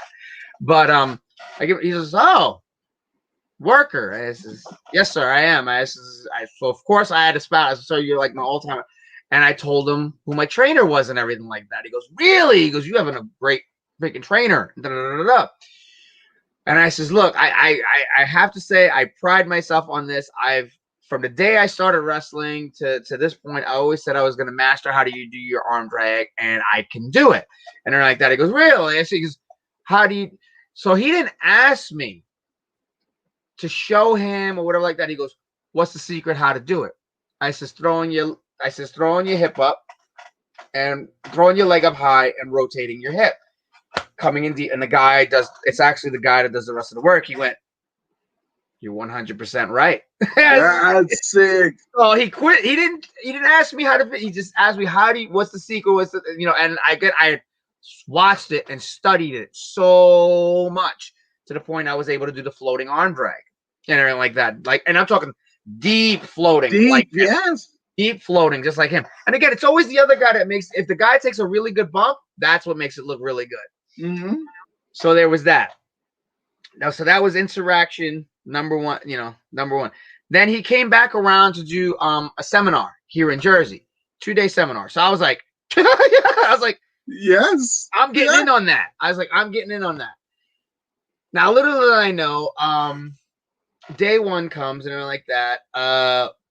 So we're doing like these drills. So he's teaching a 4-corner post drill when he used to work around the horn. They work the ring. Yes. And guys weren't quite getting it. So we're on a little bit of a break. And all of a sudden, he comes right up to me. And like out of nowhere, he grabs my hand. He goes, come with me. And he grabs me and he pulls me into the ring with him. So he's talking. And there's like, everybody's on that. Danny Doring's there. Chris Candido's there. They're on the outside. I'm on the inside with him. I'm the only one in the ring with him. They're on the outside and everything like that. So she is talking, and then she just like as if this is I just see her come around and go, what? And she sees me standing in the ring, and he's doing talking. And I just look at her, and I go, I'm like, I'm standing in the ring right now with my all-time idol. That's all I know. Yeah. And actually, the funny thing is, the first match I ever saw him live is actually on that VHS tape. First live at MSG, him versus Mr. Fuji. That was my first ever live event, and it's on that tape. I'm actually in the audience on that tape. But so we go through the drill and the exercise, and I'm like, dude, I'm like working with Ricky Steamboat. Yeah. And he chopped me for the first time ever. My eyes opened like this big. But let me tell you something. The funny thing is, it's in the cup. And it was, I mean, like it's a shot, but it's so loud. And so I got to work him and everything like that. So I was like, oh my God, I just did this whole thing. I was like afraid to touch him. You know, it's like you're in a museum, you know, you're not supposed to touch the paintings. Mm-hmm. This is Ricky Steamboat. I don't want to touch Ricky Steamboat. But I had to be the heel for him. And I was the only person he worked with that weekend physically. I was the only, again, Chris Candido, Danny Doring, and stuff like that were there that weekend. Fred Sampson was there, and I was the only one he worked with. So we're getting ready to wrap it up for the day. She and I and my student, I had 2 students at the time working with me. We had to just do like promotional shots at a promotion that we weren't working. We just going to take promo shots, and that was it. So Steamboat comes up to us and says, hey, you know, Little Dragon. So he started calling me Little Dragon. That's why I call him Big. So I am Little Dragon. He is Big Dragon as per Ricky Steamboat. I can legitimately say this. So he's like, what are you guys doing tonight? I said, oh, we're just doing a thing, and then we're going back to my home. That's it. He goes, come hang out with us. So Ricky Steamboat, Les Thatcher, and Harley Race just asked us to come hang out tonight. I'm sorry. Ricky Steamboat and Les Thatcher. I'm sorry, Les Thatcher. Ricky Steamboat and Les Thatcher. And then, mind you, Candido's in town, Doring's around, and they're like that. So they're all going to be at the hotel. Okay, so we go to the show, we do the promo shots. Like, guys, we would ordinarily hang out, but Ricky Steamboat asked us to come hang out. So we'll see you guys. Oh, yeah, we threw that one out there really quick. We threw like Ricky Steamboat asked us to come hang out. We're going to hang out with Ricky Steamboat. Bye. So everybody was like, oh. It's like, what the hell? So we go to the thing, and I know Veronica had started telling you the story of that night. So get there. Candido had a booking, so I saw Candido. Like he was like, "Hey, Dragon, I see you," because like Candido and I became very cool on the Indies. Me and a lot of the ECW guys like became really, really cool. So I was like, "All right, you know, see." Same thing with Tammy. We became really good friends with Tammy and everything like that. So we go into the bar dance floor area and they're like that. So, you know, she's hanging with her best friend at the time, and the girls are doing their thing. You know, my 2 students are at the bar drinking. They're talking to Les, and I think it was like kind of cool. I think I don't know if it was out of respect or whatever like that, or just an emotional moment where like everybody kind of just let me and me alone sit with Steamboat. Wow. So it's the Big Dragon and me at the bar side by side the whole time. And nobody really, I don't know if it was just an unspoken thing or this planned thing where everybody was just like, let Damian have this moment. So, I mean, we were there for like an hour or so, and I'm listening to his stories, and he's telling me things. And again, I'm not going to divulge Ricky's shoot stuff and everything like that. That's his story to tell. And again, that's out of respect. There's things that he told me that I don't know if he's been privy and told anybody, but he told me stuff. I was just like, wow. And again, learned a lot of things and everything like that. So just so many things. And then a couple of drinks start going. Now we're starting to loosen up. We're getting cool. So he's like, Little Dragon. He's calling me Little Dragon all night and everything. I still had hair back then. So we get out. He's like, let's get on the dance floor. Let's go dance. He's like, all right, yeah. So we're going to dance. And then, we get to that, getting that whole story and everything like that. Yeah. So she had quickly mentioned where she chopped a friend of ours. She gave our friend a chop. Mm-hmm. There was a leading up conversation that happened to that. So at this moment, we're all wasted. Now, mind you, we still have day 2 of a seminar to go the next day. It's already past midnight. All of it. He's got to teach it, and we got to do all this stuff. But we're just like, we're like all that. I think Les had retired a little. Les is like, dude, I'm going upstairs. I'm done. I'm tired. So, but Steamboat wanted to party. He's like, I don't know. I don't want to come back to Jersey. We gonna party. So we party. So we're watching my student's girlfriend, which is my wife's best friend, and her dance. And my wife was like looking awesome. So the girls are dancing. So we're just like, as guys do, Yeah. we're watching them dance. Yeah. So I see like Ricky Watson, and he's like, So I says, "Hey, Big Dragon, guess what?" Is what? I says, "I go home with that tonight." So he goes, "Yeah, watch this." Whap! He chops my buddy. That's my buddy. Oh. And my buddy, he was already so tipsy he didn't even have to sell it. He fell on his ass. He says, "What the hell?" He says, chops him full force. Wham! Boom! Fuck. So we call it a night and everything like that. We're like, we're gonna get out of this late. We gotta do this thing in the morning. We come in, me, my wife, my two students. We come in like, because also after this training, it's in the same building. There's gonna be a show right afterwards, and we're working the show as well. So JCW has a show right afterwards. We're doing a seminar and everything like that. Because the way they worked is anybody that did the thing. I mean, I had already worked for JCW, so I had worked, but anybody else, like they picked a couple people from the seminar to be able to work the battle royal in it and everything like that. So we get there, we go, we're like demolished from the night before. Only a couple of short hours. So everybody's looking at us and they're like, "What are you guys all wasted?" And everything like that. We were partying with Ricky Steve on the last night. Now, mind you, they got there late themselves. This is what? Like they all these guys are like, wait, you like we were all in the same class, and you guys got to go hang out with them. How'd you get to go out? They asked us. Mind you, we're kind of still a little hungover. They asked us to come hang out. You know? So, and then it gets worse. Ricky comes in, and Ricky's just like, oh, what did we do last night? But Doring's there. Candido's there. Bam Bam's there. I think Balls is there, whatever. Tammy's there. In front of everybody, because Ricky was so tired. Ricky, literally, in front of everybody, which is a compliment, while simultaneously, I wish he hadn't done this. Little Dragon, warm up the class. Okay. So then I hear in the background, Candido and Doring, mind you, these are named guys. Yes. Oh, Little Dragon. They start, it's the little, excuse me. We got to listen to Little Dragon now as he warms us up. I've known, and the thing is, I've known Doring and them for years. So, like, they were just having a good time. Like, oh, we're going to do it this.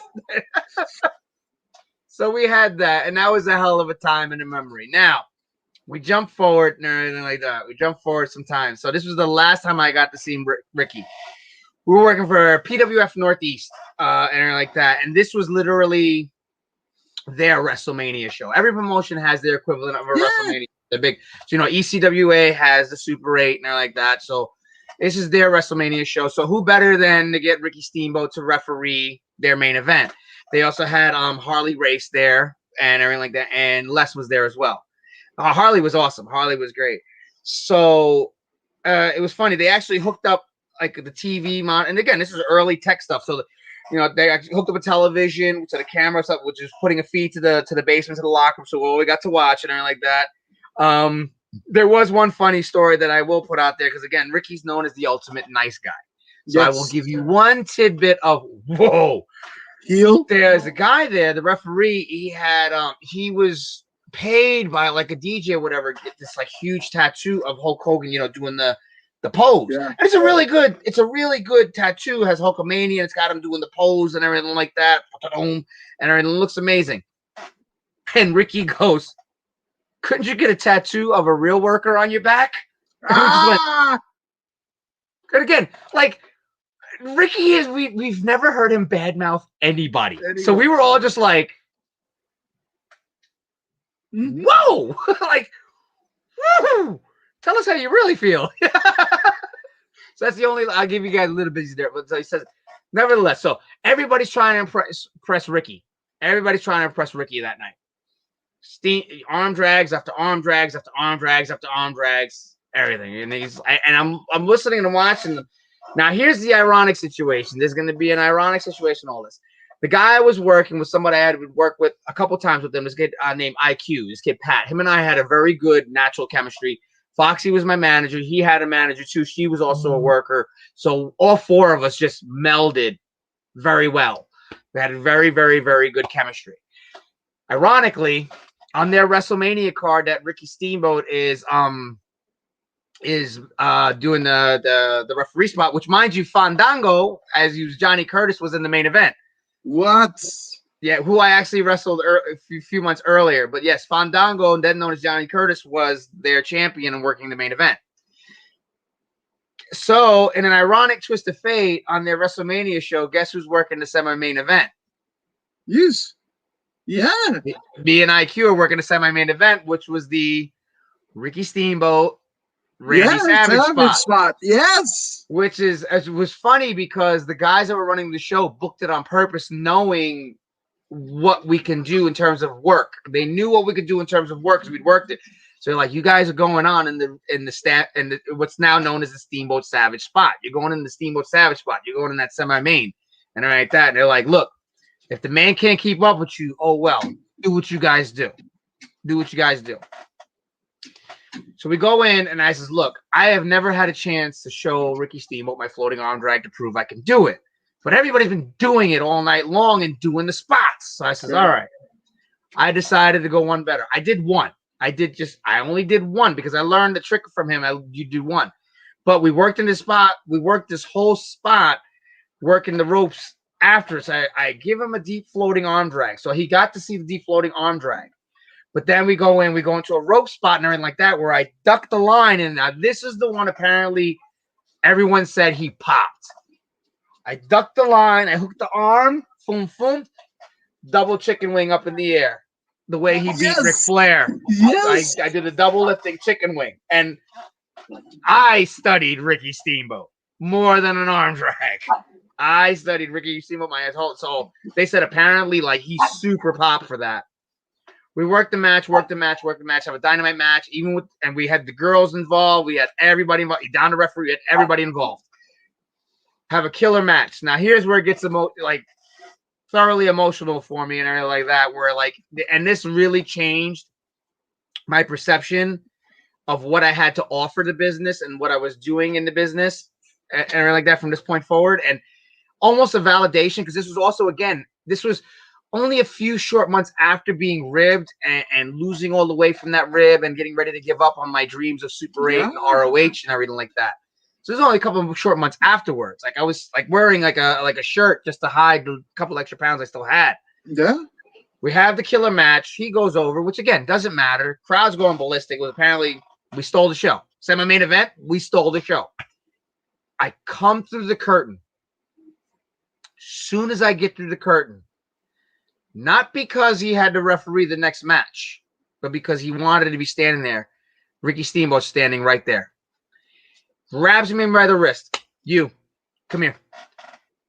But the way he did it, I was just like, uh-oh. Oh, shit. Yeah. What I do wrong? And please don't tell me I just pissed off my all-time idol. Please don't tell me I just pissed off my all-time. He goes to my two students that I had with me standing there. He goes, he's your trainer? Yes, sir. These are your students. Yes, sir. Listen to everything he tells you to do from this point forward. He knows what he's doing and talking about. Fuck. Exactly. And just regurgitating the story in my head was just like, did that just happen?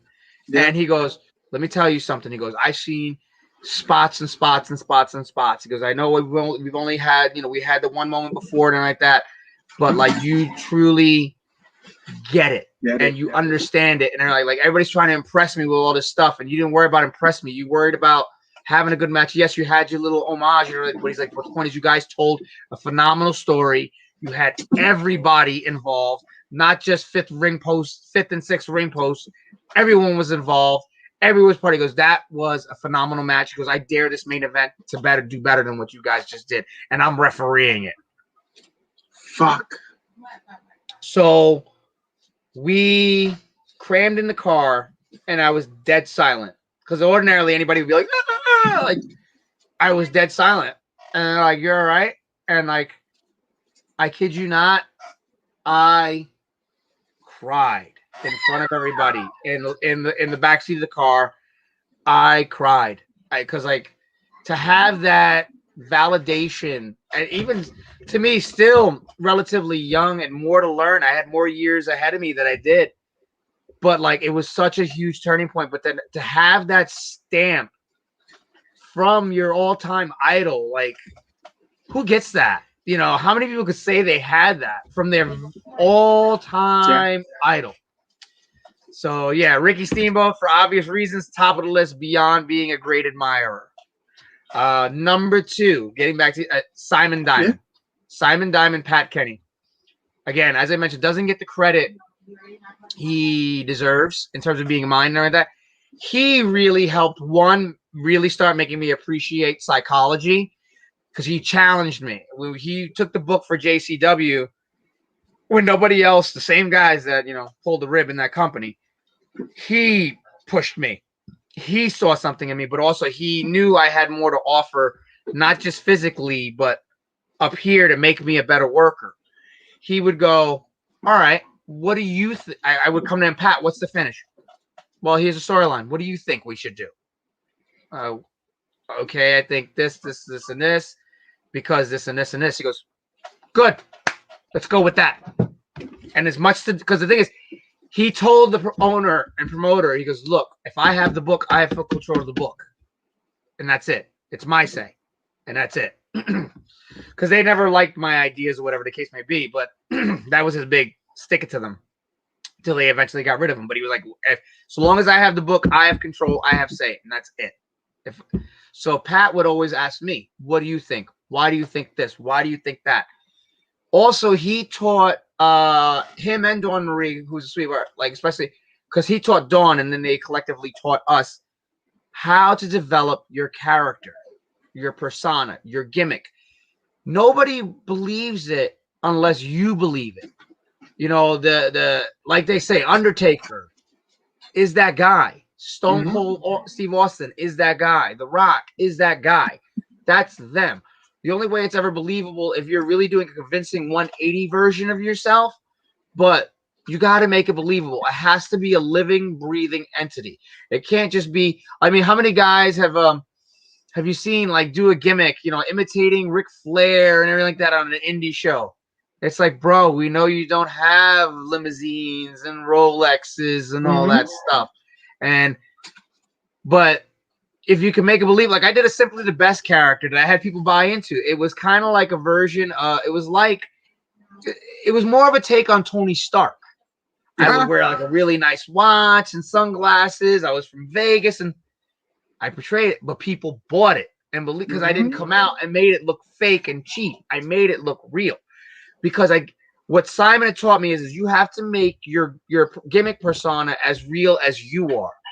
Where were they born? What's their favorite food? What's their favorite drink? What do they do for a hobby? Like the more realistic you made this persona, the more you understood the persona you were trying to bring out to the ring, and the more believable it would be. The more you know about it, the more believable it would be to people watching it. You know, that's how you get people to buy into your whole thing, is making people believe what it is you're presenting as the real thing. So Simon worked on our ring psychology, but also on character development. And that's where I really learned to work on character development, was through him. Big Vito taught me to be tough, you know, more than anything else. Because again, he used to beat the tar out of me. Taught me how to really, really be tough and everything like that. Mikey Whipwreck, I learned to think on the fly. I learned to be able to think on the fly because we had a few moments where I had to. And one even to help him out, which I don't know if you had listened to the dudes when I was talking about dudes at ringside last week, when I talked about him with the ankle, and I had to think on the fly. Like, okay, we had this big spot we were supposed to do together, and now that's blown to shit. Like, how am I going to do? Okay, think on the fly, get up. And make them think I'm leaving and betraying my team and boo, boo, boo. But all the while, I'm actually drawing attention away from the fact that Mikey's puking his brains out because he's in pain right now. I'm getting all eyes on me. Boo, boo, boo. Go back, and then I come with the cart, and everybody's looking at me again. And now they're like, ah! Again, you gotta. Not everything's gonna go according to plan. You know, which taught me the lesson. You know, don't be an A to Z planner. Don't be an A to Z planner. Don't plan A to Z, because sometimes something's gonna go wrong around C or D, or even all the way down to X. Something might go wrong. It might even happen at Z at the very end. Be able to be ready and think on the fly. So I learned a lot of that from Mikey. Was being able to think on the fly. Trying to there's so many guys, you know, guys at the Gleasons, all, you know, Bad Boy Billy Walker, who was one of the trainers and veterans at Johnny Rise, and he's still there. He actually does Sanctuary Pro Wrestling over here up in the Northeast and everything like that. Like, that's a nice big church, and it's an amazing setup. But really taught me the appreciation of being a heel. That was the one thing Johnny said I could never be when I was younger. He's like, Damian can't be a heel. He can't be a heel. He's a baby. He's too pretty. He's too pretty. He's too nice. Turns out I could be a pretty damn good heel. It turned out I could be a pretty damn good heel too, which again makes you a valuable worker and everything like that. Like, learn how to really learn. And I learned that from Billy Walker. And I learned the importance of the heel. You know, again, early in the business, you know, you want those cheers and everything, and that's natural. You know, you want people, you know, but through Billy Walker, I learned the true art and craft of being a heel, but also the importance of the heel, that it's actually the heel that leads the match. Yes. The heel makes the baby face. The heel leads the match. The heel hooks the people. The heel is the one really in charge if he's a good heel. You know, it's very rarely that the baby face is the carpenter, unless he's experienced and everything like that. Speaking of carpenter, Dory Funk Jr. was another one I got to train with for about a week, and I learned about, you know, being a carpenter in a match. I learned about which is another big deal too, because I hadn't learned about it till he told me about, which was cutting, something as simple as cutting promos. Like in wrestling, in physical wrestling, if you're on a card with like a legend, you know, you always ask permission. Hey, can I do this move or anything like that? Or hey, are you doing this move tonight? Because I was thinking about doing it, and so forth and so on. The same thing kind of happens when it comes to promos. When you're cutting a promo on somebody, is asking permission and saying, hey, do you mind if I say this? Is this going to offend you? Can I say this? Can I not? You know, whatever. I learned a lot of that through Dory Funk. I had no clue about it because I had cut promos, and at the time I was already like full-fledged young hothead Damian heel. So again, I would say what I want to say and everything like that. And I didn't really know until I got there. And he's like, you really should be asking people what you say, so that way you don't piss them off. For real. Wow. It's like, yes, we know it's a work, but sometimes you might say something that might offend somebody, even though they know it's a work. You might say something offensive. So I learned a lot about that. I also learned about being able to work with others in such a short span, because the group was only together a week, and we came from all different places and everything like that, and being able to work these different styles and work with people from literally, there were guys over there had no experience whatsoever. They just went to the camp because they wanted to learn, to guys that had some experience and everything like that. So it was like, you know, I learned a lot from him. I learned a lot about humility from Eddie Guerrero, God rest his soul, which I told the stories of Eddie on the previous thing.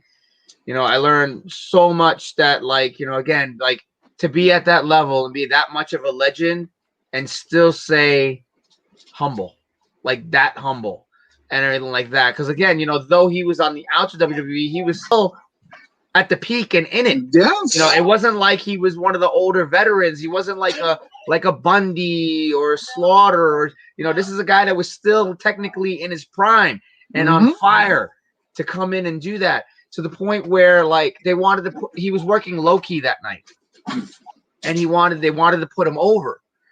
They wanted to put Eddie over, and Eddie goes, no, he's just, that's your guy, right? He's the one, that's your guy. He says, yeah. He goes, then put him over. He goes, I'm the special guest. He goes, I don't know if I'm coming back or not. I don't know what my deal. I mean, eventually we did bring him back a couple times, but like his thing was like, I don't know if I'm coming back. This is the guy you're building up. Put him over. And he put Loki over clean. He put Loki over completely clean. He went for a thing, and he had Loki twist him up and do some sort of really cool reverse. Like Eddie went for the frog splash. Loki moved. It's on YouTube. And Eddie does the dive roll, and he goes for like that scissors takedown pin, and Loki reverses the hooks and holds him for the 1, 2, 3. Complete clean counter pin. And that was Eddie. Eddie was like, put him over. So I learned about the importance of, again, just stay humble. It doesn't matter what level that you're at and everything like that and everything. So, I mean, the list goes on and on and on. But, like, those are definitely, again, like I have my shelf right here. My top shelf is dedicated to those who I've learned from the most.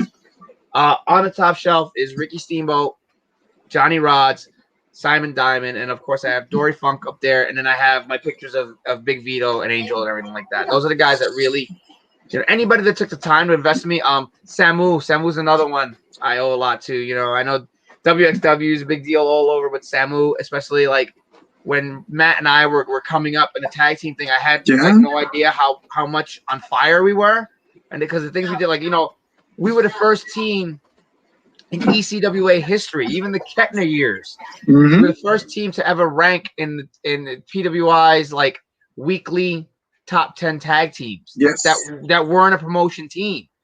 We weren't Ring of Honor, New Japan, WWE, or any. We were the first ever from ECWA independent tag team, which was nuts. And then we didn't do it just for 1 week. We did it for 5 consecutive weeks. Yep, I remember it. For 5 consecutive weeks. It was like, what? So. Like, and that was amazing, and so I'm thankful, and I'm even thankful for everybody that didn't want to give me a shot. It made me work harder. A lot of people fought at the peak of Disturbed Dreams with my wife and I to get us into ECWA, and Kettner was like, no, because of he was from what I understand, he was highly religious. And since he didn't really get the gimmick that we were doing, he saw it as an anti-religion thing. And what we just, goth and weird. But he saw it, and that was fine. I get it.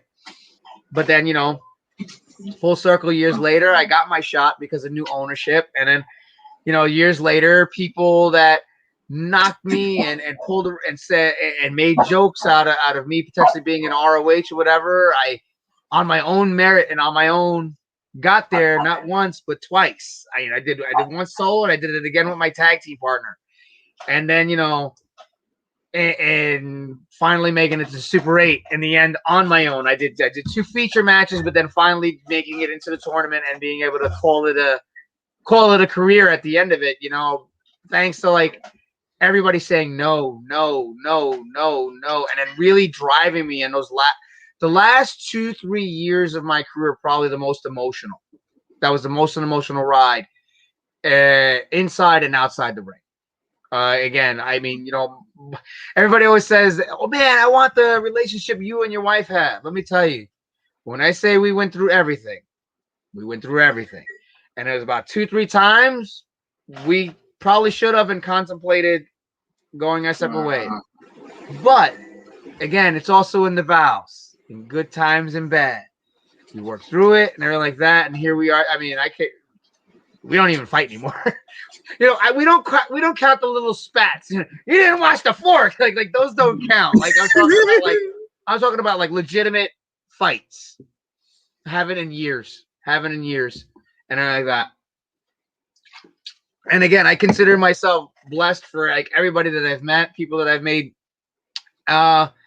And the other thing I'm thankful for is the people that shared that I made a difference in their lives that I wasn't part of being in wrestling is actually fans, especially in the tail end, that really took personally the story that I told, which was of my real life, which was I had people tell me, this is, your story influenced me in the sense of not to give up on your dreams, regardless, whatever. I had a guy who was in a wheelchair and everything like that. And he goes, I learned not to give up on my dreams. regardless of whatever, I have Howard Murphy, who's a good friend of mine. Started as a wrestling fan and everything like that. Howard had a very rough life and has battled like obesity and everything like that. And here he is. He's like been going through the process and lost tremendous weight and is happier than he's ever been and everything like that. And he's like, dude, like, I want to thank you for teaching me. As it says on the back of my shirt, my big moniker in the last year was believe. Everything was believe. Like at first we used it as part of the tag team, is like, to see the truth, because again, we were very angry, so we used, believe in the truth and believe in this and believe in that. But then believe took on a real entity where it was like, believe in the dream, believe in the passion. My wife and I are big fans of In This Moment, and Yes. one of our big songs is You Always Believe. Every couple has songs. Yeah. So that was my entrance music for a long time. And the lyrics she dedicated to me because, again, it was one of our rebuilding periods and everything like that. So the word believe means a lot in this household, especially when that song comes on. So that's became the tagline in the last couple of months, was everything was believe. So to hear that from fans where, yes, they were so emotionally invested into what I was presenting, but it affected them in their lives to do that in their own lives. And that, I mean, to an indie worker, to be able to do that for some people, that's tremendous. I mean, I couldn't ask for anything better than that. I'm just here to entertain you guys, and the fact that I did something that affected your lives in a positive way, that's fantastic. That's a blessing. I'm appreciative of every fan that I've ever had, anybody that's ever asked me to do an interview and wanted to listen to this old man ramble and everything like that. But everybody that mattered, good and bad, because it helped mold who I am today and what I can share, and it also helps. It gave me memories, and again, I have great memories. I have I have memories that hurt, but they make you stronger. Like it's again, like they say, get knocked down 10 times, get up 11. That Rocky speech, keep moving forward. It's how much you can take and keep moving forward. It's very true. They're very poignant words. And that's anything, like wrestling, martial arts, life, anything you guys want to do. That's where it's at. Take the good with the bad, learn from everybody, even if, again, like if they're full of shit, learn from it, because now okay, don't do that. You learn from all of it and everything. But again, like the main ones, again, are those people for sure. For a short, quick hint, again, before joining Johnny's, I actually had checked out the ECW school, and at the time, Taz and Perry Saturn were the instructors, and I actually got to meet them. And at the ring at the time was Bubba Ray Dudley, who was just starting. But I didn't get to join them because they were too far. And I couldn't afford it. But I was in Brooklyn. They were like way, way, way out Long Island. They were way out, and I knew nothing about the Long Island Railroad. But like the fact that they took time to talk to me and everything like that, and especially Perry Saturn, because Perry was like, "Oh, martial arts guy, learn your wrestling." And he even gave me the tips. And I had this in my head even before I went to Johnny. He goes, "Learn the wrestling first and how it works. Then you can incorporate learning how to use the karate into it." And though I didn't join the school, I kept that with me. Yeah. As I went on and everything like that. So everyone I got to cross. And one Steve Carino, one of my great mentors as well. Gave me a shot, everything like that, and we had a lot of fun. We only got to have one. We're 1-1 apiece. We never got to have our rubber match. We had 1-1 apiece, and everything like that. And again, everybody, Prince Nana, so many people, and again, everyone, same thing, like you guys, like you asked me to do this. This is great stuff. I love this stuff. Like that. As you can tell, when I started, I was like, I can go on this forever. I could talk karate forever. I could talk Mass Effect forever, and I could talk wrestling stories forever. I think we got to do a fucking part 2. That's what we got to do. That's verbal gems, and I don't think I've ever smiled this much. I mean, aside from like marriage and then my kids being born, like I was just like, because I'm a West Coast guy. I would read about the East Coast scene and just the names that you brought up, and fuck, I mean, I love AWA and NWA when you're talking about fucking Dory Funk Jr. and I'm like, so bitch, like you could do a fucking spinning toe hold in jiu-jitsu. God, like Yeah. these things that when people are talking about like all-time greats that get lost in the ether, I'm like, fuck, I sit in awe. Just thank you for fucking. For the record, by the way, so Dory Funk, hardest European uppercuts I have ever had in my life was Dory Funk. Oh my god, because he thumps you in the sternum and it just reverberates through your whole chest. The first time he hit me, it was like, woof, and I was like, whoa! I was like, that's what that's supposed to feel like, because guys on the indies, like, they do it, but I actually learned how to actually legitimately do it from that. So I actually started giving people real European uppercuts, and they're like, "Oh, what the hell? You're stiff." I says, "That's how Dory Funk does it. And that's stiff. That's the way you do it." I said, "That's the way you do it." But no, I was like, "That's a European uppercut because that's the way that's done." I was like, "Oh, okay." Like that. I mean, like, oh my god! Like, and it's funny just trying to think of guys. I was around Dory. I worked Terry. I did a thing with Terry Funk too, and everything like that. So I've been blessed. Like, again, for a guy, again, I know, like, that's the thing. Like, I didn't get to do everything I ever wanted to do. Like, I never got to punch my passport and wrestle internationally and wrestle in Japan and Mexico like I always wanted to, especially Japan. I got to wrestle at the New Japan Dojo in California, so I'll take that for I got to be out there. And what stunk too is their tryouts are not easy. So really quick, their tryouts are not easy. At the time, it was Rocky Romero was running it, and I forgot who else was there at the time, but Rocky was like the main one running it at the time. And Marquez was there, right? I was at, huh? Dave Marquez was there, right? Yes, Dave Marquez was still there. And I think Scorpio Sky was in town. Scorpio was around. Alex Kozlov was there. Yeah. And so I'm going back quite a bit. It's 03. So I was in really good shape going into this. I knew I had to be in good shape for the New Japan Dojo tryout thing. And I though I didn't get picked, I did still walk away with a couple of small victories. One, I made it through both days of physical tryouts. And I got to wrestle. In front. I didn't get to wrestle on the Sunday show they had, but I got to wrestle for them because some people dropped out on the first day. They dropped out. So after the second one, they were like, they only picked a couple of the guys that they really liked, and they wanted to see their in-ring work then. So my former tag team partner was there at the time, and they're like that. I was like, bro, I think they called. He goes, nah, bro, because I'm gassed. I can't do it. He says, bro, but they called your name. So they called you. Go. So shirts off, take shirts off. And again, I was in great shape at that time. Took shirts off, everything like that. I was leaner than what I was at Super 8, but I was still like very, very cut and everything like that. I was one of the few wrestlers that had abs. Let's put it that way. I had abs. Everything. So wrestled a tag team match and everything like that, worked it, whole 9 yards.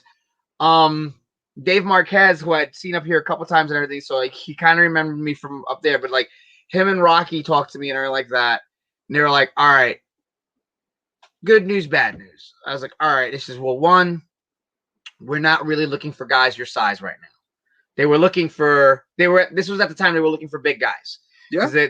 They were kind of going that was when they were going that slightly more cinematic route when like Chono had like a very cinematic entrance. Yeah. It was more glitz and glamour.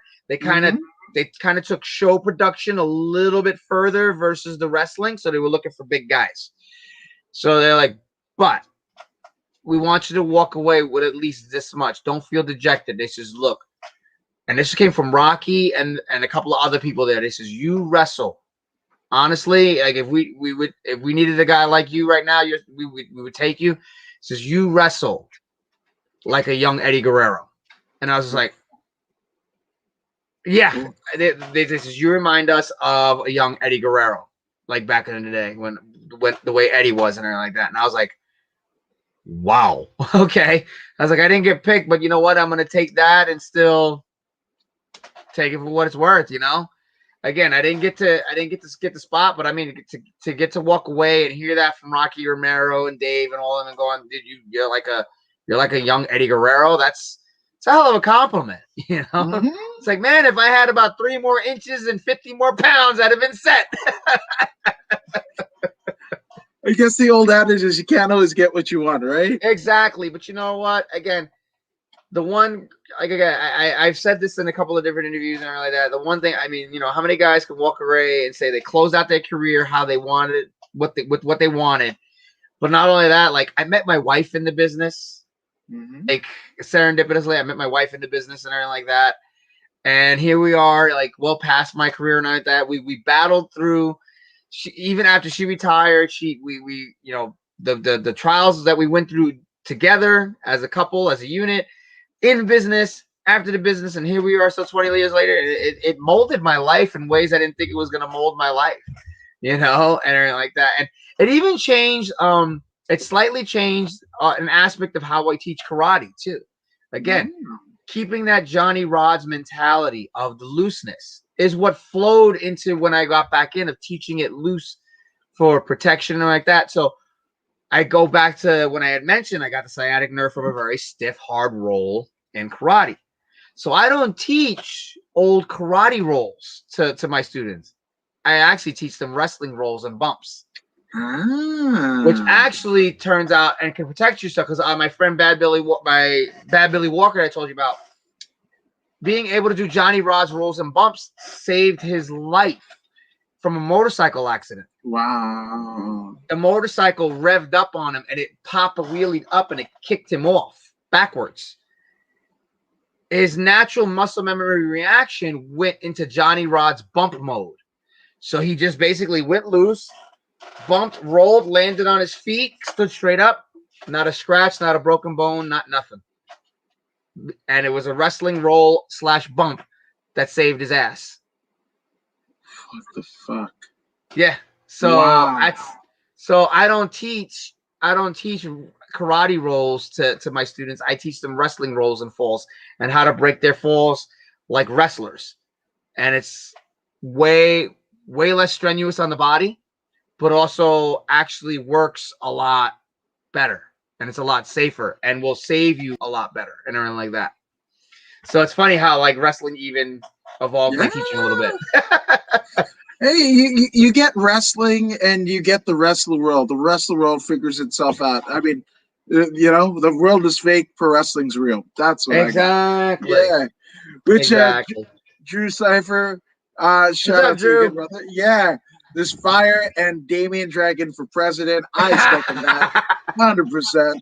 And Addis, what's up, my guys? What's up, Addis? Now, obviously, Damian, what the fuck? I said Damon. What the hell? But Damian, for those who want to find out more about you and what you're doing with the school, just personally, podcast you're doing, where's the best place on the socials they can find you? All right. Well, for Instagram, dvargas802, and as well, and for the karate school directly, it's u.s. Underscore the minus sign at the bottom, Shotokai, right? I'm like that Shawn Michaels computer bit still. I'm still like very like this. What I know of my social media, I've learned from my wife. She's taught me. So she's taught me to learn that this thing works. US Shotokai for the karate school, as well as Facebook.com / US Shotokai Karate on Facebook. Other than that, I also do the last Wednesday of every month we do a Nerd Herders podcast, which is basically we talk nerd news of the month, review, you know, comics, video games, all that good stuff. And then usually we'll have a main topic at the end of it. So we kind of do a roundtable discussion and around like a big topic at the end. And that's Nerd Herders Rebooted on Facebook, or Nerd Herders Radio on Facebook. And you can actually watch the show on Dan Law 83 on Twitch last Wednesday of every month. And that's pretty much it. I got the YouTube channel dvargas802, which has some of my old wrestling stuff on there, which I just uploaded up today thanks to Mr. Woods himself. I actually put up, after all these years, the farewell ending of Damian Dragon is actually finally up there after all these years. Other than that, there's some other really cool matches on there. I got some matches on there with Foxy managing me. There's the match we did that I mentioned earlier with the headbangers from Ring of Honor is on there. There's a couple of things on there. So just go through those lists and you'll see a couple of cool little gems on there. Oh, I love it. You've been a gem. Thank you. Thank you. I can't thank you enough. This was like probably one of the this is so fun. This is so I'm fun. glad. I'm glad. And that's the main thing is like, again, you got to have fun. And like I said, it's wrestling. It's like, it's got to be fun. If it's not fun, what's the point? Exactly. Now, again, if you guys are going down the wormhole of looking for things to look at and subscribe to, I warmly encourage you to go ahead and like, share, and subscribe to the According to Woods podcast on Facebook, YouTube, and Twitch if you haven't already done so already. And I mean, Damian, you're subscribed to the podcast, aren't you? Yes, I am, sir. Damn right. So be like Damian Dragon, literally the 2013 ECWA, and again, it's crazy to me, Super 8 winner. Like he's shit. There it is. There it is. It's not a lie. No, not hyperbole at all. That ain't kayfabe. That's legit. That's shoot. So again, be like him, be like me. Go ahead and subscribe to the podcast. And if you don't believe us, and I don't know why you wouldn't, well, here's another pro wrestler, Zeta Zang. Hey, this is Zeta Zang. Make sure you subscribe.